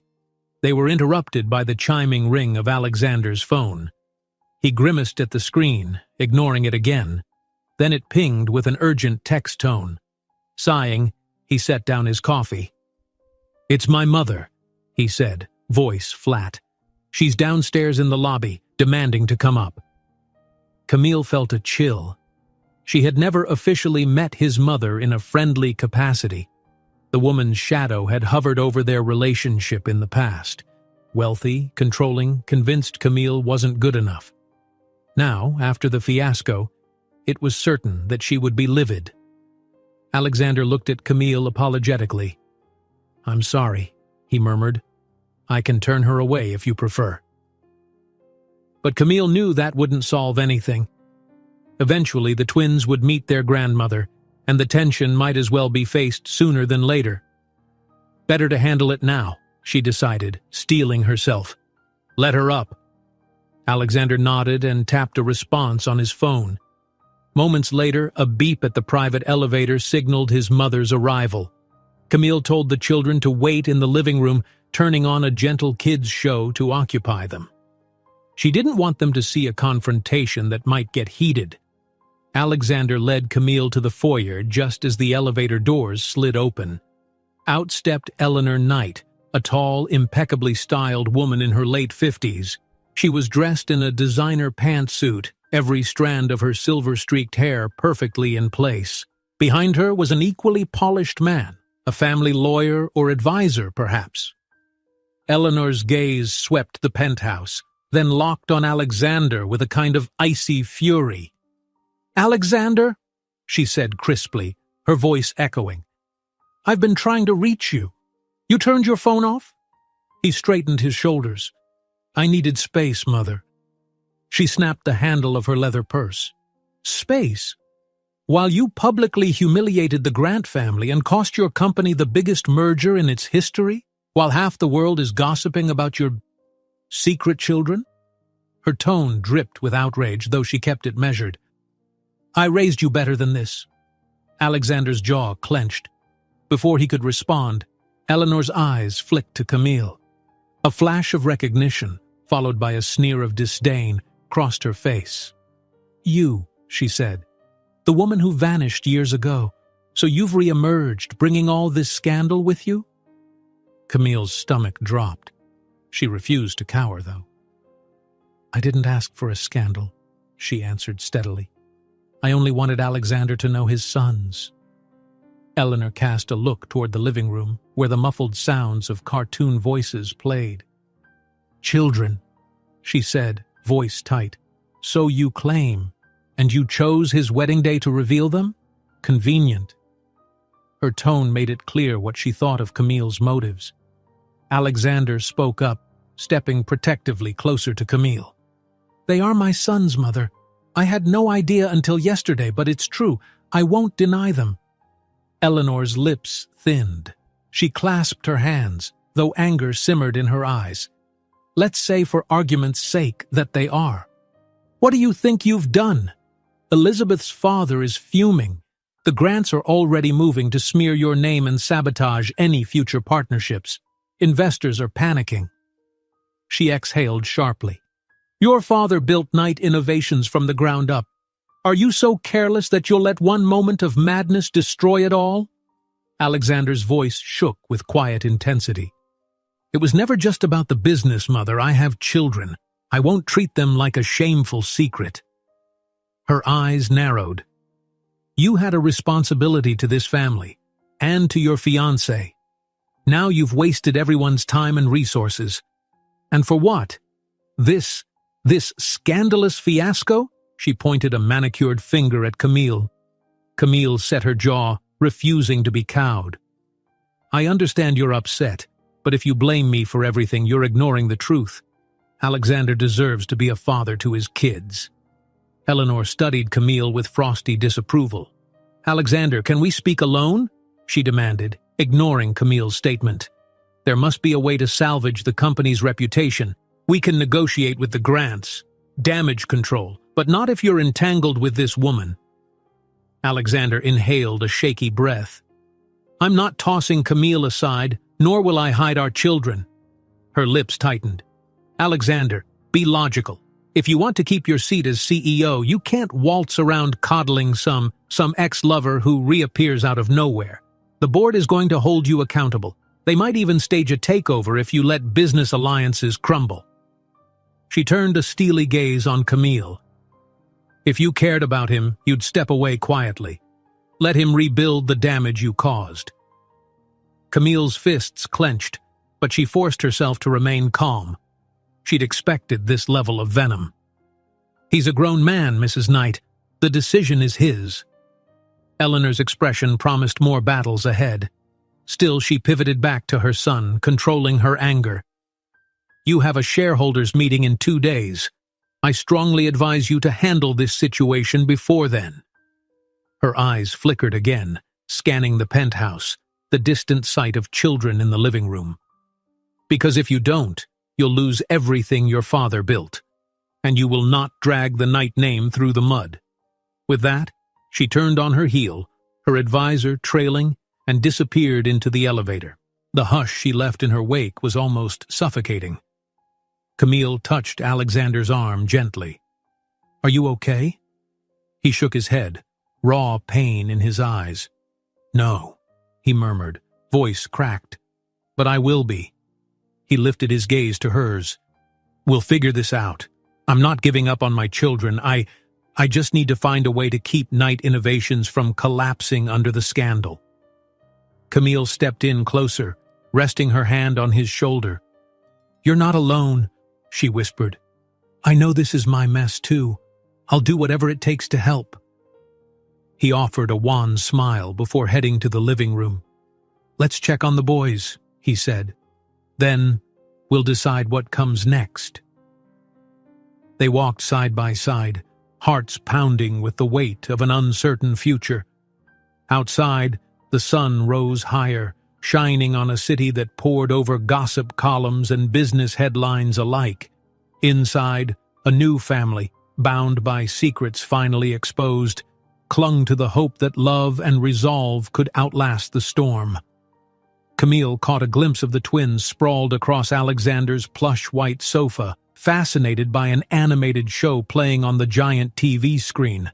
Something whimsical with bright colors and silly voices. Their little forms looked so small against the expansive luxury of the penthouse. It struck her again just how drastically their lives had changed in less than 24 hours. Alexander stood by the window, arms crossed over his chest. He stared at the skyline, but she suspected he was more focused on the storm brewing in his mind than the glittering view. His shoulders, rigid with stress, spoke volumes. He was a man burdened by 1,000 fears and decisions. Slowly, Camille approached, mindful that the children might overhear if they spoke too loudly. Hey, she said softly, laying a hand on his arm. I know there's a lot going on, but maybe we can do something normal today? Get the boys some clothes. Let them see the city a little. He dragged his gaze from the window. With the media hunting us like this? Camille shrugged gently, scanning his eyes for the tension she already knew was there. We can't stay holed up forever, Alex. The boys sense how worried you are. They're already uneasy. Look at them. They can't even enjoy cartoons without glancing our way to see if something's wrong. Alexander sighed, his expression wavering between gratitude and anxiety. You're right. But how? Tasha, Camille suggested. She said she'd help however she could. Maybe she can arrange something low profile, a driver who knows discreet routes, a store that'll let us in at a quiet time. She paused, fiddling with the hem of her blouse. It's important we start acting like a family, because we are one. If we keep treating the kids like they need hiding, they'll feel like a shameful secret. That last line struck him visibly. He flinched, then nodded, guilt lacing his eyes. I never want them to feel hidden, he admitted quietly. I'll talk to Tasha. He pulled out his phone, typing a quick message.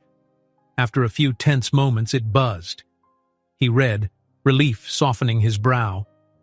She says she can pull something together, a small upscale department store that's not too busy on weekdays. She'll work with the manager to keep the paparazzi away. Camille smiled, a flicker of hope nudging her spirits up. That's good. They reconvened in front of the sofa. The twins glanced up expectantly, pausing the cartoon with the remote. We're going somewhere? Miles asked. Alexander knelt, meeting both boys at eye level. "Yes, if you want," he said, injecting warmth into his voice. "We need to get you clothes that actually fit. Toys, too, if you see something you like. But we might have to sneak in the back entrance. Is that okay?" Miles's eyes lit up at the mention of toys. Mason, ever the cautious one, scrunched his nose. "Why do we have to sneak?" he asked, peering suspiciously at his father. Alexander's gaze flicked to Camille, then back to Mason. "Because some people want to take our pictures and bother us with questions," he said gently.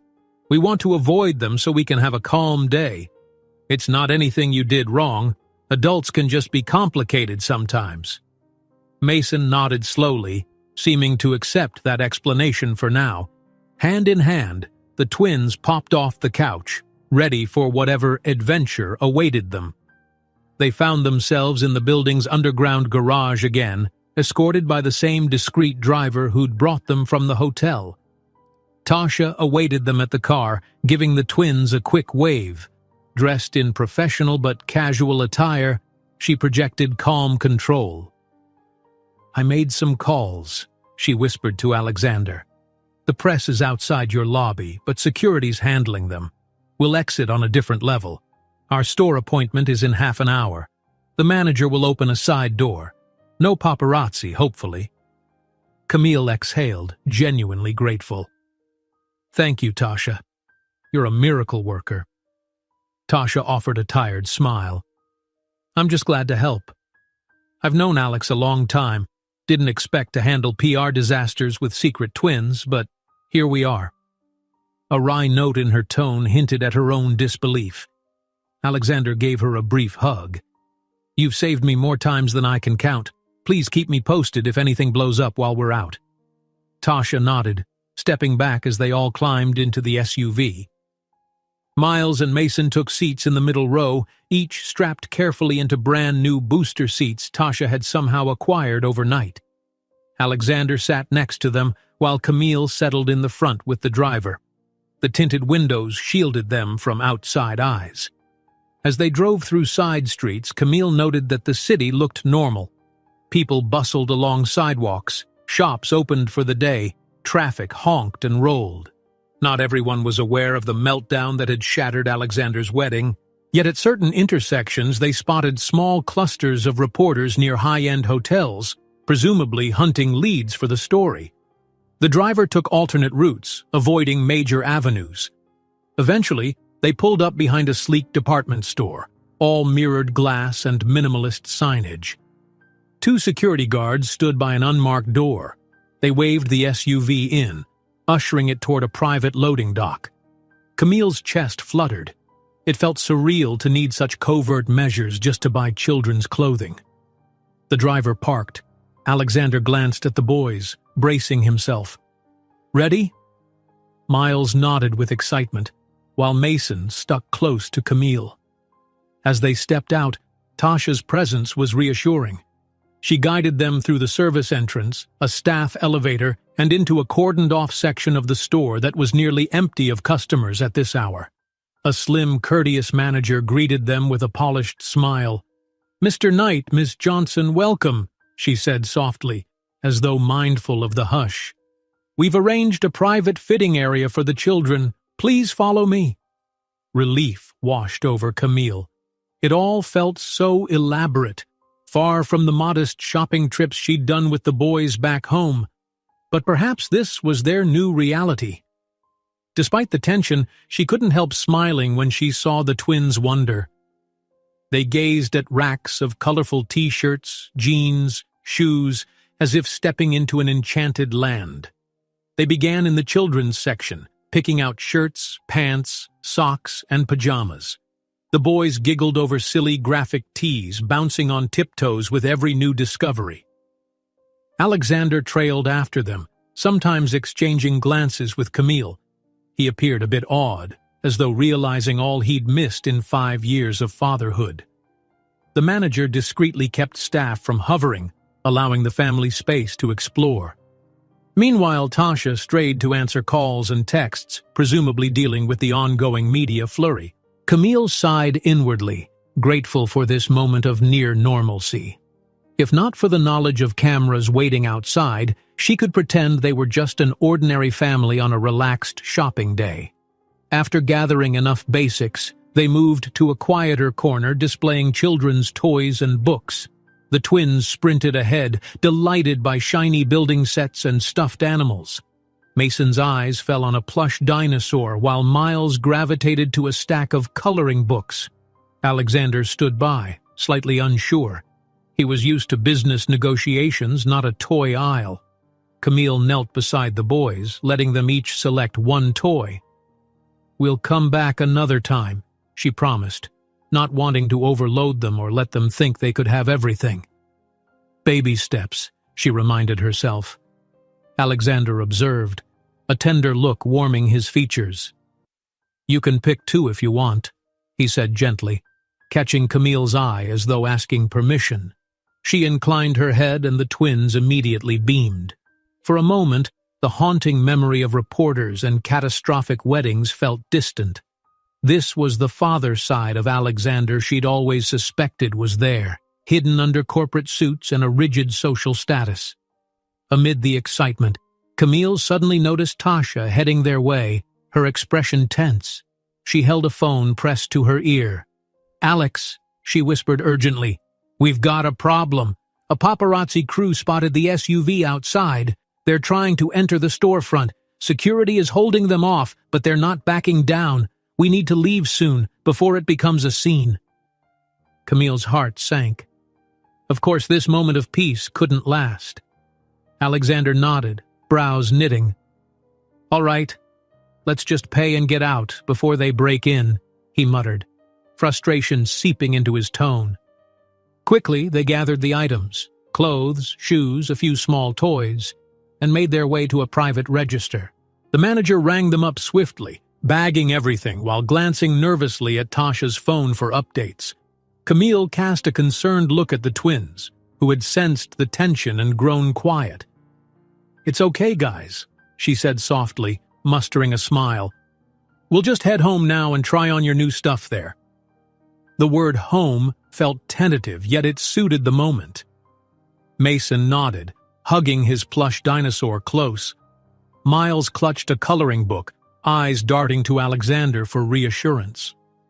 "We'll be fine," Alexander promised them, placing a comforting hand on each boy's shoulder. "Just have to avoid those people who want to bother us." They hustled back the way they came, down staff hallways and back into the loading dock. Sure enough, there were voices clamoring in the distance. "Mr. Knight, Camille, is it true you ran off? Where are the children?" they shouted. Microphone lights flashed through a partially open door.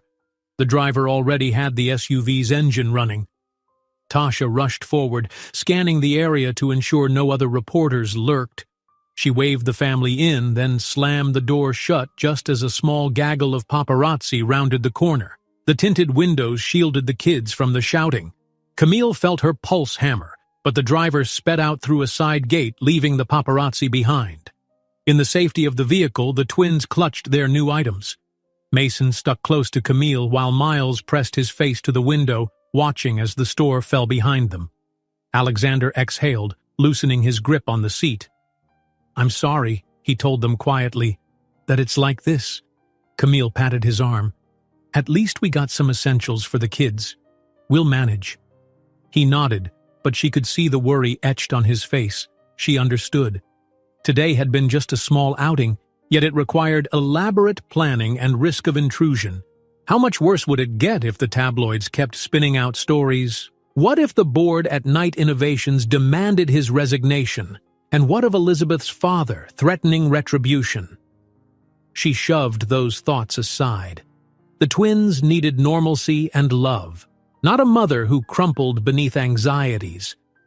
Camille busied herself showing them the bag of clothes, pointing out which shirts might go with which pants, trying to keep their spirits light. They responded, but she noticed how their earlier excitement had dulled, overshadowed by the sudden rush to flee. Upon returning to the penthouse, Tasha ushered them in quickly, checking over her shoulder for lurking cameras. Once inside, Miles and Mason scampered off, excited to spread out their new loot and rummage through it. Camille and Alexander lingered in the entryway with Tasha, exchanging tense glances. "Any new developments?" Alexander asked, pulling his phone from his pocket. Tasha grimaced. "Your PR team is in overdrive. They say Elizabeth's people are giving interviews, painting her as the victim of your secret double life. Some tabloids are spinning the boys as illegitimate children from a gold digger ex.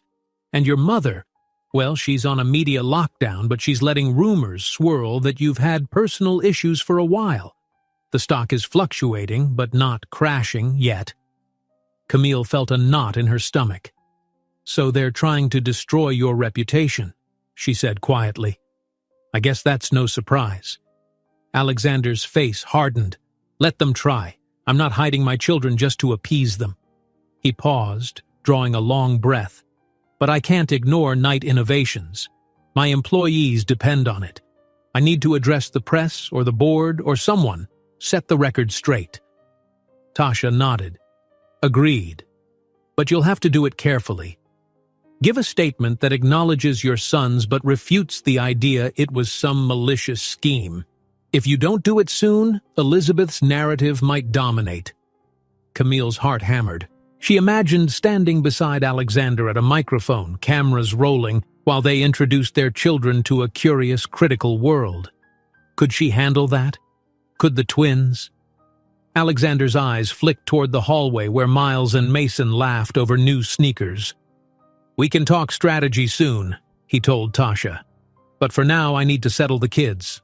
They've been through enough." Tasha nodded, patting his arm.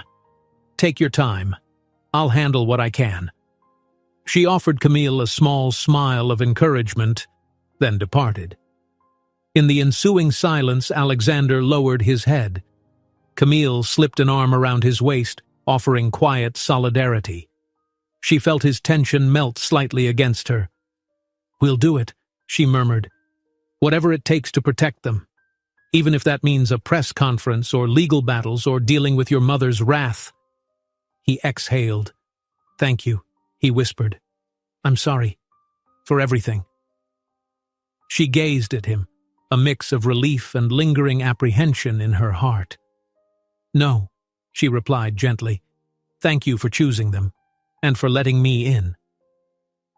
They stayed like that, side by side, long enough for the weight of the moment to settle.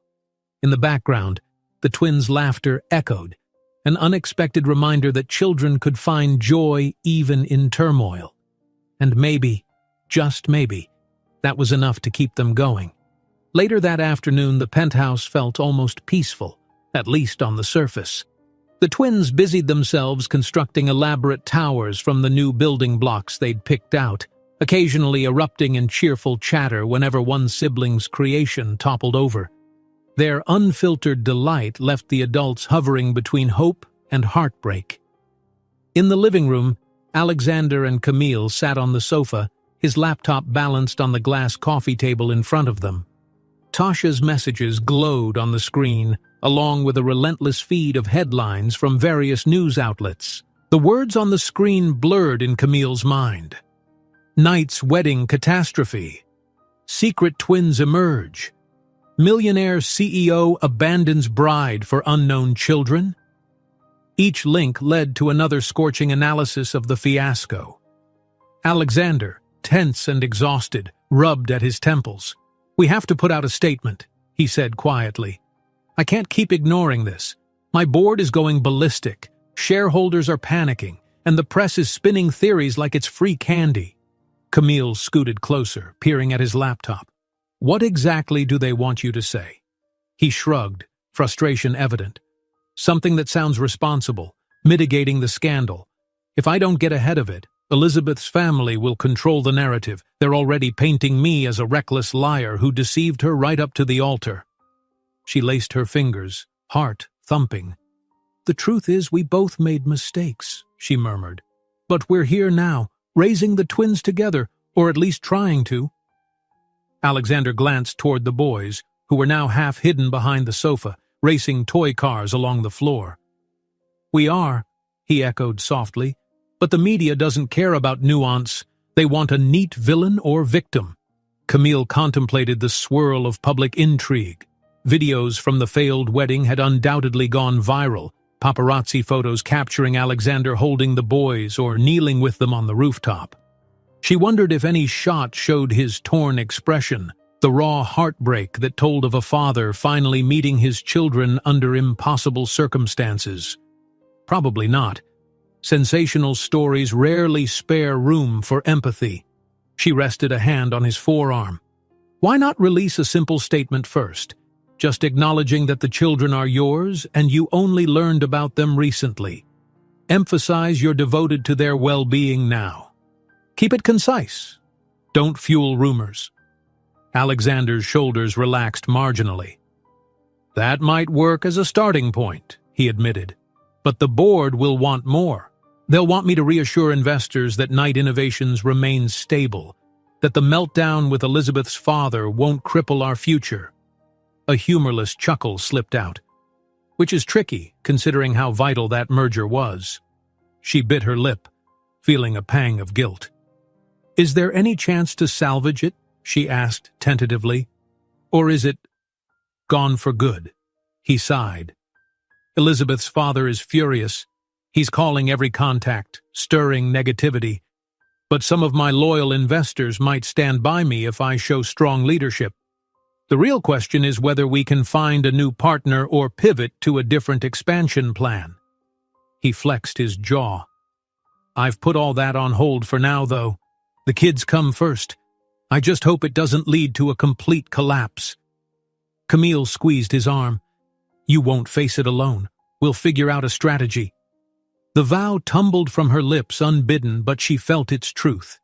They were irrevocably bound by the twins, by the sudden shift in Alexander's life. She couldn't run again. The door buzzer chimed in a short burst, and both of them tensed. Had someone from the press managed to get in?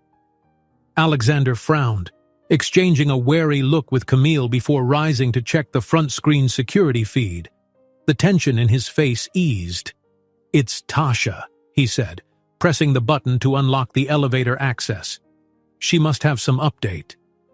Moments later, Tasha stepped out, her face alight with a mixture of urgency and relief. She crossed to the sofa, greeting the twins with a quick ruffle of their curls as they peeked at her from behind a throw pillow, then turned to Alexander and Camille. Bad news and slightly less bad news, she announced in a low voice. Which do you want first? Alexander half laughed, the sound hoarse. Let's have it in whatever order. Tasha settled onto the edge of a nearby chair. Bad news. Senator Grant is threatening a lawsuit, claiming you committed fraud by hiding your children from Elizabeth. It's probably baseless legally, but the PR damage is huge. He's got a few unscrupulous media outlets running wild with it. Camille's stomach twisted. Fraud? He didn't even know about the twins. Tasha raised a placating hand.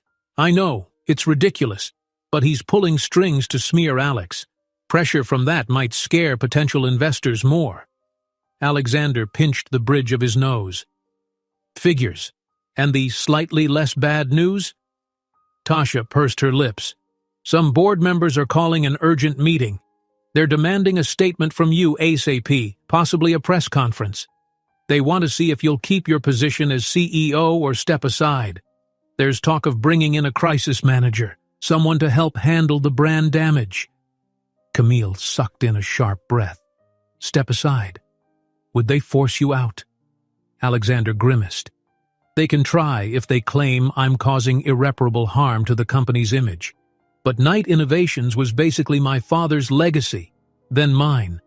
I'm not giving it up without a fight. Tasha nodded approvingly. Good. The board meeting is tomorrow morning. It'll be private, but they'll want you to address the scandal publicly soon after. They're pushing for an official statement or interview. Alexander's eyes flicked to Camille. She read the question in them. Are we ready for that? Could they handle stepping in front of the world to defend their new family? She inhaled, pulse pounding. If that's what it takes, she said, voice trembling slightly, I'd rather face them than let rumors define our story. Tasha placed a hand on Camille's shoulder. That's brave, but you should know it'll be an onslaught of scrutiny. They'll dig into your past, your finances, everything." Camille's stomach lurched. She thought of her small design business overseas, now on the brink of collapse, her fleeting jobs to stay afloat, the quiet life she'd tried to build for the twins. None of it seemed scandalous, but the media could warp anything. Yet she refused to let fear control her. "Let them," she said, lifting her chin. "I have nothing to hide." Alexander exhaled, admiration mingling with concern in his gaze. "Then we do this as a team. I'll talk to the board tomorrow, reassure them I've got the company under control. After that, we make a public statement that sets the record straight." Tasha gave a crisp nod, though her eyes shone with support. "You'll need to prepare, and maybe consider a calmer environment for the kids if the press gets too intense." She paused, lowering her voice. "You sure you want them with you in front of the cameras?" Alexander hesitated, looking over to where Miles and Mason busily arranged toy cars. "I don't want them paraded like trophies, but I also don't want to pretend they don't exist." He cast Camille a pained glance. "What do you think?" She closed her eyes briefly. "They're already part of the story. Hiding them might make it look like we're ashamed. But maybe we can just keep them close by, not necessarily on stage. Let them appear briefly so everyone sees they're real children, not some twisted rumor. Then shield them from the more brutal parts." He nodded, relief and dread colliding in his face. "That sounds reasonable." Tasha rose. "I'll help coordinate. We'll find a safe venue for the press conference, maybe next door to the Night Innovations building. Limited invites, security tight." She pressed a few keys on her phone. "Meanwhile, I suggest you both rest. Keep the kids comfortable. The next 24 hours are going to be intense." After Tasha departed, silence stretched through the penthouse. Miles and Mason, sensing the shift in mood, tiptoed over. "Mommy, are you sad?" Mason asked, noticing the tension etched on her face. Camille forced a reassuring smile. "I'm a little worried, but not about you. You and your brother are doing great. It's just grown-up stuff." Alexander knelt next to them, ruffling Miles's hair. "We might have to go to a meeting tomorrow," he explained in a gentle tone. "Some grown-ups want us to talk about how we're all a family. But we'll make sure you two are safe. You won't be alone, I promise." Miles's eyes went wide. "Like a TV show?" he asked, perplexed. "Sort of," Camille said. "Lots of people will be watching, but we just want them to hear the truth, that you two deserve a dad who loves you." The twins nodded solemnly, though clearly not grasping the adult ramifications. Still, they clung to Alexander's every word with an unguarded trust that made Camille's heart ache. Dinner time came and went in a blur. They ordered takeout, sitting around the penthouse's modern dining table, a quiet meal punctuated by timid talk of what the twins might do tomorrow. Camille tried to keep it casual. "After the press meeting, maybe we'll grab lunch somewhere calm or come back for a movie." She noticed how Alexander forced a lightheartedness in his tone for the boys even though tension thrummed beneath. Once the children were in bed, tucked into their newly furnished suite, the door left ajar in case they called out, Camille joined Alexander in the living room. City lights glowed through the broad windows, painting everything in hushed tones. He sank onto the sofa, letting his head fall back. She sat beside him, unspoken worries hanging between them. "How are you holding up?" she asked softly. He let out a harsh laugh, eyes closed. "Ask me that tomorrow, when I'm facing the board. I might still get ousted for reckless personal conduct. I deserve it in some ways, but—" He frowned, shaking his head. "I don't regret acknowledging the twins. I just hate that it's turned into a feeding frenzy." Camille reached for his hand. "They're worth it," she said, voice trembling with quiet conviction. "No matter what happens with the company, or the press, or even your mother, the twins come first. I know it's devastating to see all your plans unravel, but this new plan, being a dad, can be better than anything." He turned his hand to clasp hers. "I hope so," he murmured, finally meeting her gaze. In his eyes she saw gratitude, fear, something like yearning. It reminded her of the nights they once spent dreaming of a simpler future. Back then they had been naive, ignoring how his wealthy world could devour them. A faint beep from his phone broke the moment. He checked the screen, another barrage of messages. "It's Tasha," he said, scanning them. "She's confirming the location for tomorrow. The board meeting first, then a quick press conference. She also says we'll have armed security stationed outside in case things get rough." Camille swallowed. Armed security. This is so unreal. He nodded gravely. "I know, but it's our reality now." His gaze flicked down the hallway toward the children's room. "I'll do whatever it takes to keep them safe." A moment's hush followed, the penthouse seeming too large, too still. Camille searched for words to cushion the dread. "At least we can face it together," she said at last, her voice steady. "I'm not running away this time." His grip tightened on her hand, eyes misting with emotion. "Thank you," he whispered again. I wish we hadn't lost 5 years. But I'm so glad you're here now." The city lights glimmered on their faces as they lingered, comforted by the warmth in each other's presence. Tomorrow's battle loomed, but for one more night, they allowed themselves the fragile solace of unity. In the hallway, 2 sleeping boys represented every reason they had to fight, and together they silently vowed, no matter how fierce the oncoming storm, they wouldn't let this family be torn apart again. Sunrise found the penthouse steeped in hush. The twins were still sleeping, tangled together in their new bunk bed. Yes, Alexander had indeed arranged it overnight, wanting to give them a surprise they would wake to. Now just a faint glow of morning light reflected off the glass towers outside, creeping into every corner of the plush suite. Camille stood in the kitchen, dressed in a simple blouse and pencil skirt that she'd managed to salvage from her limited wardrobe. Her heart pounded with a mix of nerves and resolve. Today was the day. Alexander would face his company's board of directors, and afterward they'd stand together publicly for the first time. A press conference, cameras clicking, journalists demanding answers. The very thought made her lightheaded. She looked up as Alexander entered, still pulling on the cuffs of a crisp dress shirt, his suit jacket draped over one arm. Gone was the casual attire of the day before. He now wore the mantle of a CEO heading into battle. His face, however, showed raw vulnerability under that polished exterior. "Couldn't sleep?" she asked quietly, pouring him a cup of coffee. He let out a taut breath, accepting the mug. "Hardly," he said, voice tight. "I kept thinking about all the possible outcomes. The board might force me out, demand I temporarily step aside until the scandal dies down. And the press—" He broke off, eyes clouding. "If I lose the company, how do I provide stability for the twins? I have to be strong today, but I'm so tired."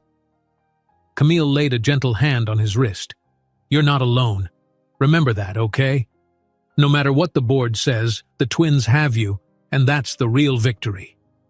His eyes flicked up, a ghost of a smile tugging at his lips. "Thanks," he murmured, draining a gulp of coffee. They both turned at the sound of soft, pattering feet. Miles and Mason trudged in, pajamas askew, hair ruffled with sleep. Their eyes lit up when they spotted Alexander's suit, a novelty after the previous day's casual father figure. "Are you going to work, Daddy?" Miles asked, half yawning. Alexander set down his coffee, kneeling to greet them. "Yes," he said gently. "I have a big meeting, but after that, Mommy and I might have to talk on camera for a bit. Remember how we said we'd tell everyone the truth so they don't make up lies about us?" Mason nodded, face scrunching in that serious way he had. "Will it be scary?" Camille's chest squeezed. She knelt beside them. "It might feel that way, but we'll keep you close. No one's going to hurt you. There might just be a lot of cameras and questions." Miles sidled up to Alexander, slipping a small hand into his. Can we watch cartoons again when we're done? The innocence in that question nearly undid Camille. So many adult problems swirled around them, yet at heart they were just two little boys seeking normalcy. Alexander mustered a real smile, ruffling Miles's hair.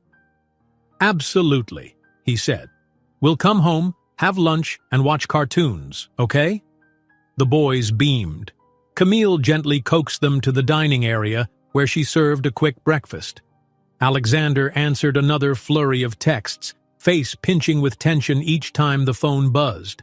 Tasha's updates indicated the board was already gathering downtown. The press had congregated outside the Night Innovations building, hungry for any glimpse of the disgraced groom and his mysterious family. Camille methodically brushed the twins' hair, choosing their outfits, casual but neat, to help them appear calm and cared for in front of prying eyes. She tried to quell her own anxiety, focusing on their morning routine, reminding them to chew thoroughly and wash their faces. By 8:30, they were all in the private elevator descending to the underground garage. Tasha waited by a sleek sedan, hair pulled into a no-nonsense bun, her phone glued to her ear as she finalized last-minute details. Bodyguards, two tall, suited individuals, stood discreetly nearby. It jolted Camille to realize they needed bodyguards, but after yesterday's near encounter with paparazzi, she couldn't deny it was prudent. They settled into the sedan, Alexander and Camille on either side of the twins, Tasha in the passenger seat, the bodyguards following in a second vehicle. The tension was palpable. "Let's do the meeting first," Tasha briefed them.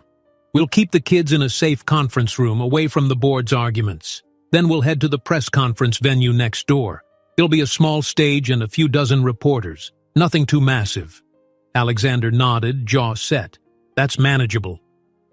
The drive downtown felt longer than it was, maybe because each block brought them closer to the building that might become his personal battlefield. As they approached, Camille noticed clusters of photographers, news vans, and gawkers near the Night Innovations skyscraper. Tasha's arrangement with security allowed them to enter via a back entrance, but not even that would hide the swarm of camera flashes going off in the distance. Inside the building's private garage, Alexander paused, turning to the twins. "All right, guys," he said gently, crouching to their level. "You'll go with Mommy and Miss Tasha to a nice office. There are some toys, maybe some snacks. I'll be in a big meeting room for a while." Mason's brow furrowed. "You'll come back, right?" Alexander's throat bobbed.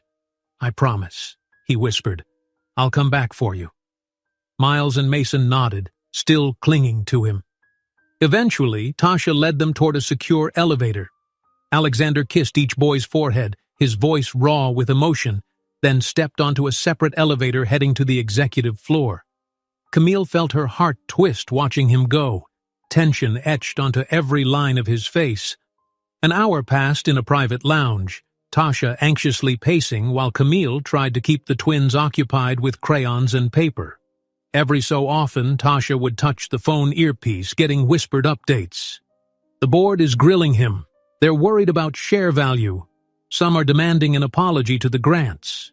At one point, Tasha murmured, "He's pushing back, telling them the children matter more than the merger." Camille's pulse raced. She'd expected nothing less from Alexander. He was a father now. But what would that cost him? Finally, near 10 o'clock, the door opened to reveal Alexander, flanked by two stern-looking board members. He looked exhausted, but a spark of determination flared in his eyes. As soon as the twins spotted him, they jumped up, rushing over. He scooped them into his arms, breathing relief. One board member, a man in his 60s with a graying mustache, cleared his throat. "Alexander," he said evenly, glancing at Camille and the boys, "we've come to a decision. The board will not call for your immediate removal, on the condition that you manage this public scandal responsibly. Rebuild confidence. That starts with today's press statement." He glanced meaningfully at Tasha. "Keep it tasteful." Alexander nodded stiffly. "I will. Thank you for understanding." The second board member, a woman with sharp features, frowned. Not all of us are pleased, Mr. Knight. If stock prices continue to dip, we may revisit this. But for now, we'll stand behind you, provided you protect the company's image moving forward." With that, the two executives left, letting the door thud shut behind them. Alexander gently set the twins down, exhaling a shaky sigh. "They grilled me for an hour about how I destroyed the Knight-Grant alliance," he said grimly. "But in the end, they see I'm still the best chance they have. Or maybe they're giving me enough rope to hang myself. Either way, I have to prove I can keep it together." Camille laid a hand on his shoulder. "You can," she said firmly. Tasha stepped up, phone in hand. "We need to head to the conference room next door. Reporters are already waiting. Are you guys ready?" Camille's heart lurched. Ready to face the press? Her mind reeled, but the twins gazed at her with such trusting innocence. They deserved a real father, and if facing a sea of cameras was necessary, so be it. "Let's do it," she whispered. They traversed another corridor under guard, eventually arriving at a mid-size auditorium set aside for corporate events. Tasha peeked through a side door, rows of seats, a podium with Knight Innovations emblem, a scattering of cameras at the back. She held up a hand for them to wait, then slipped inside to check the setup. After a minute, she re-emerged. "Okay," Tasha breathed, eyes skimming Camille, Alexander, then the boys. "We've arranged seating up front near the podium. Alexander, you'll make a statement, talk about the kids, your plan for the company. Camille, at some point they might ask you a question. If you feel comfortable, speak up. If not, you can just confirm the basics." Camille swallowed, glancing at Alexander. His expression was resolute, though tense. "We'll keep it brief," he said. "No sensational details, just the truth." Mason and Miles each gripped one of Camille's hands, uncertain and wide-eyed. She knelt between them, voice gentle. "There might be flashing lights, people might shout questions, but you just stay close to me and Daddy, understand?" They nodded, clutching their plush dinosaur and coloring book respectively, their small security items. Alexander released a slow breath. "Let's go." Tasha led them into the conference room. A low hum of conversation immediately spiked as they stepped into view. About 24 reporters, photographers, and maybe a couple of video crews were arranged in rows. Their faces lit with a feeding frenzy excitement at seeing Alexander Knight emerge with two curly-haired little boys and a poised, anxious woman by his side. Flashes popped. Murmurs soared. Tasha guided them to a simple table next to the podium. Camille helped the twins settle on chairs. Too big for their small frames, but at least it gave them a physical perch to cling to. Alexander stepped up to the microphone. The hush deepened, every lens focusing on him. "Good morning," he began, voice calm despite the tension in his stance. "I'm Alexander Knight, CEO of Knight Innovations. I realize many of you have questions regarding recent events, specifically the cancellation of my wedding and the revelation that I have two young sons." Quiet gasps, scrawling of notes, camera shutters clicking. Camille felt her pulse hammer. She forced a comforting smile at the boys, who gazed at their father with rapt attention. Alexander paused, scanning the room. "First and foremost, I want to acknowledge that I learned of my children's existence only recently, on what was supposed to be my wedding day. Their mother, Camille Johnson, made the decision years ago to raise them without my knowledge for reasons that are private and tied to personal fears and misunderstandings." His eyes flicked to Camille, a hint of regret there, then returned to the cameras. "I do not blame her. If there's any fault, it's mine for not creating an environment where she felt safe coming forward sooner." A ripple went through the room. Camille's heart clenched, touched by his willingness to shoulder blame for circumstances out of his control. She tried to keep her breathing steady. Alexander continued, voice resonating. "I have two wonderful sons, Miles and Mason, and I intend to be the father they deserve. Regardless of what happened with my former fiancée, Elizabeth Grant, or the business partnership between Knight Innovations and the Grant family, I will not hide my children." A reporter raised a hand. voice insistent. "Mr. Knight, were you deceptive to the Grant family about these children? Did you destroy that merger by—" Alexander lifted a hand, quiet authority in his gesture. "I was not deceptive. I had no idea of their existence until hours before the ceremony. Ms. Grant is entitled to her feelings, but this situation arose from incomplete information, not malice. My decision to end the wedding was mutual with her once it was clear my children would not be accepted." A flurry of camera clicks. Another journalist stood, calling out, "Are you seeking a paternity test? How can we be sure these boys are really yours?" Alexander's jaw tightened. "We've performed private DNA confirmation, yes. There's no question they're mine. Beyond that, any medical details are private." More calls erupted, the atmosphere teetering on a frenzy. Tasha, stationed at the side, stepped in. "One at a time," she said sharply, holding up a hand. Camille's stomach churned. She glanced at the twins. Mason's grip on his stuffed dinosaur had tightened, while Miles hunkered down behind the coloring book. She slid her hands to their shoulders, murmuring reassurance. A female reporter, her tone softer, addressed Camille. "Ms. Johnson, why did you wait so long to reveal the children? Do you have any comment on rumors calling you a gold digger?" The spotlight shifted, eyes and cameras pivoting toward Camille. Her pulse roared in her ears, but she forced calm. Clearing her throat, she rose slightly, voice trembling at first. I understand the curiosity, but I never sought Alexander's fortune. I left because I felt inadequate, and circumstances convinced me it was best for the twins to live away from the spotlight. Financially, I managed on my own. I only returned when I had no choice. My business failed, and the boys deserved to know their father." Alexander's hand found hers beneath the table, giving a gentle squeeze. Another hush. Then the same reporter pressed, "Is it true you arrived on his wedding day on purpose to force his hand?" Camille lifted her chin. "No, my timing was horrible, I know. But I had just learned he was getting married, and I couldn't bear letting that happen without giving him the chance to know about his sons. It wasn't a scheme, it was desperation." A murmur of thoughtful commentary rumbled through the press. Tasha, seeing the momentum, decided to wrap up. "We'll take one more question, then Mr. Knight and Ms. Johnson need to return to their family." A bespectacled man at the back rose.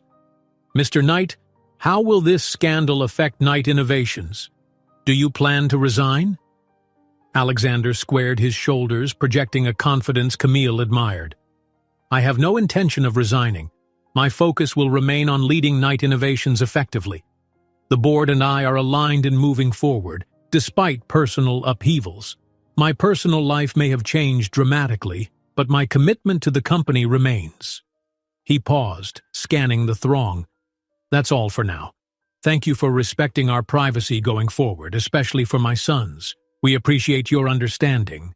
Tasha stepped forward, escorting them away from the podium amidst a crescendo of follow-up questions. The twins, wide-eyed and overwhelmed, clung to Camille and Alexander, who shielded them from the cameras as best they could. Bodyguards flanked them, guiding them through a side exit. Once outside the building, the swirl of adrenaline left Camille's knees weak. She hopped into the waiting car, helping the twins settle in. Alexander slid in beside her, breathing heavily as though he'd run a marathon. Tasha climbed into the front passenger seat, exhaling in relief. "You did great," Tasha said, twisting to face them. "That could have been a feeding frenzy, but you kept it on your terms." Alexander nodded, gaze shifting to the boys. "You two okay?" he asked gently. Miles nodded, pressing close to Camille. Mason clutched his dinosaur, eyes still wide. "That was scary," he admitted. Camille stroked his hair. "It's over now, honey. We're going home." Alexander caught her gaze, a flicker of relief and gratitude in his eyes. They had braved the storm's first wave, telling their truth to the world. The questions would continue, rumors would swirl, but at least they hadn't let fear silence them. As the car pulled away from the Knight Innovations building, Camille clutched Alexander's hand. The children nestled against them, seeking reassurance, and though the future remained uncertain, for that one moment, they felt like a real family, united against whatever challenges lay ahead. Back in the penthouse, the atmosphere was subdued yet markedly lighter. The press conference was over, and though Camille could practically feel the swirl of public speculation intensifying outside, it was a relief to finally have said their piece. Miles and Mason clung to Alexander on the ride home, but brightened once they stepped off the elevator, remembering the bunk beds and new toys waiting in their room. "I'll get them a snack," Camille suggested softly, noticing how Mason, in particular, seemed subdued. It had been an emotional day. He needed something comforting and normal. Alexander nodded, carrying Miles, while Mason trotted alongside, still clutching his dinosaur as though it were a shield. In the kitchen, Camille busied herself with cutting fresh fruit and preparing small sandwiches. The twins plopped onto the bar stools, wide-eyed but calmer. They peppered her with questions. Why so many people took pictures? Why grown-ups asked so many questions? Would there be more shouting or flashing lights? Camille explained gently that the cameras would probably be around for a while, but they would do their best to keep the boys safe. Alexander hovered nearby, discarding his jacket and tie with visible relief. He rolled up his shirt sleeves, leaning against the counter. When Camille finished plating the snacks, he reached out and took one of her hands. "Thank you," he said in a low voice, glancing at Miles and Mason to ensure they weren't paying too much attention. "You were so composed in there and honest. It helped me more than you know." She squeezed his hand. "We did it together. And the boys were so brave." As if on cue, Mason piped up, "I was brave, right?" He smiled around a mouthful of strawberries. Camille ruffled his hair. "The bravest," she said, her heart warming at the sight of his bashful grin. They spent the next hour unwinding, watching a silly cartoon, letting the children run around the living room and pick out which t-shirts to try on next. Alexander occasionally checked his phone for messages from Tasha, the board, or staff, but he stayed firmly grounded in the moment, reluctant to let more business distractions tear him away from his newly claimed family. As evening descended, the cityscape beyond the penthouse windows sparkled with countless lights, a glittering ocean of possibilities and challenges. The twins, exhausted from the day, curled up in their bunk beds. Camille read them a short story. Miles insisted on showing Alexander each picture, while Mason quietly leaned on Camille's shoulder. When they finally drifted off, Alexander and Camille slipped out of the room, leaving a soft nightlight glowing. In the dimly lit hallway, he caught her hand. "Walk with me?" he asked softly. She nodded, pulse fluttering. They meandered to the penthouse's floor-to-ceiling windows, gazing out at the metropolis that had shaped Alexander's life and now threatened to scrutinize every aspect of their new family dynamic. He slid a hand around her waist, pulling her gently closer. For a few moments, they watched the city in silence. Then Alexander let out a quiet sigh, as though the stress he'd carried for days was pressing down on him all at once. "It's strange," he said. "I used to think my biggest worries revolved around mergers and shareholder demands. Now I realize none of that compares to wanting the best for Miles and Mason." Camille turned to face him, catching the faint reflection of city lights in his eyes. "They're your heart," she said softly. "Everything else becomes secondary." A weak laugh escaped him. "Exactly. And yet I can't abandon Knight Innovations. I want to preserve what my father built. But I don't want to lose these boys to the ugliness of press scrutiny, or lose us." Camille's heart jumped at that last word. Us. Her cheeks warmed. They hadn't explicitly talked about rekindling anything romantic, yet over the last 2 days they'd slipped into a sort of emotional intimacy that felt very close to the love they once knew. Now, the unspoken question lay between them. Could they truly be a family in every sense of the word? She reached up, laying a palm gently on his cheek. I can't promise the headlines will vanish overnight or that the board won't try something drastic. But the four of us, we can handle it, one day at a time, if we're together." His breath caught. Slowly, he leaned in, pressing his forehead to hers. "I want that," he whispered. "I want you here. Not because of guilt or obligation, but because—" His voice faltered with a surge of emotion. "Because part of me never stopped loving you." A quiver coursed through Camille's entire being. Memories flashed. The nights of laughter, the dreams they once shared, followed by the betrayal and heartbreak that led her to flee. But none of it overshadowed the pull she still felt for him, especially now after seeing his determination to be a father. She swallowed, eyes shining. I feel the same," she admitted, voice trembling. "I just never thought we could find our way back after so much time apart and so many mistakes." Alexander's hand rose to cradle her face. His gaze was intent, breath unsteady. "We're not the people we were, and maybe that's good. We've grown. We have two incredible children who need us. We can build something real with truth at the core." Tears pricked her eyes. She nodded, slipping her arms around his neck. "Yes," she whispered. Then, with a softness born of relief and 1,000 unspoken longings, she leaned in to kiss him. It was gentle at first, tentative, both of them unsure if it was truly allowed, if they deserved this quiet moment of connection. But the tenderness soon gave way to a more determined warmth. He slid his hands around her waist, pulling her closer. A small gasp escaped her lips, quickly lost in the mingling of their breaths. When they finally broke apart, they remained close, noses touching. Outside, the city's glow cast silhouettes of two people who had traversed heartbreak and scandal, finding each other again amid the ruins of a wedding that never happened. Camille pressed a shaky laugh against his shoulder. "I have no idea how we'll navigate everything. The board, your mother, the tabloids, but I want to try." He laughed softly too, relief and joy dancing in his eyes. "We'll figure it out, and if the headlines scream for a while, let them. We have each other and the boys. That's more than enough." They lingered there at the window, the pulse of the city merging with the steady drum of their intertwined hearts. In the background, faintly, Camille thought she heard a small rustle, perhaps Mason stirring in bed or Miles rolling over. Neither child emerged, but the knowledge of them nearby kept the moment grounded in purpose. This time, when Alexander shifted, he did so with a smile that met his eyes. "Let's sit," he said, guiding her to a chaise lounge by the window. They settled, side by side, her head on his shoulder, his arm around her. For a long while, they spoke in hushed tones, small admissions about fears, half-formed plans for the future.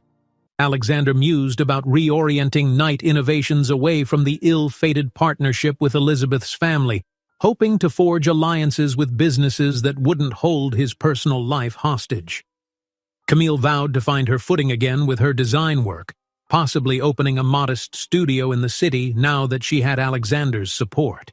They talked about the twins, about enrolling them in a local school where they might find friends and stability, about transforming the penthouse to accommodate children's chaos and curiosity, about how to shield them from the nastiest corners of the press. Laughter occasionally escaped them at the thought of two rambunctious little boys bounding around these sleek, polished floors. Eventually, the conversation lulled into a contented silence. Camille closed her eyes, letting the steady rhythm of Alexander's breathing soothe her. She realized she felt more at peace than she had in years, despite the storm swirling outside. Secrets were laid bare, their children were asleep in safety, and hope sprouted in the cracks left by heartbreak. On the horizon, the lights of the city glimmered like a promise that tomorrow wouldn't be simple, but it would be theirs to shape, together. In that hush, Alexander pressed a feather-light kiss to Camille's temple. "Thank you for giving me my sons," he whispered, voice thick with emotion, "and for letting me show them the kind of father I can be."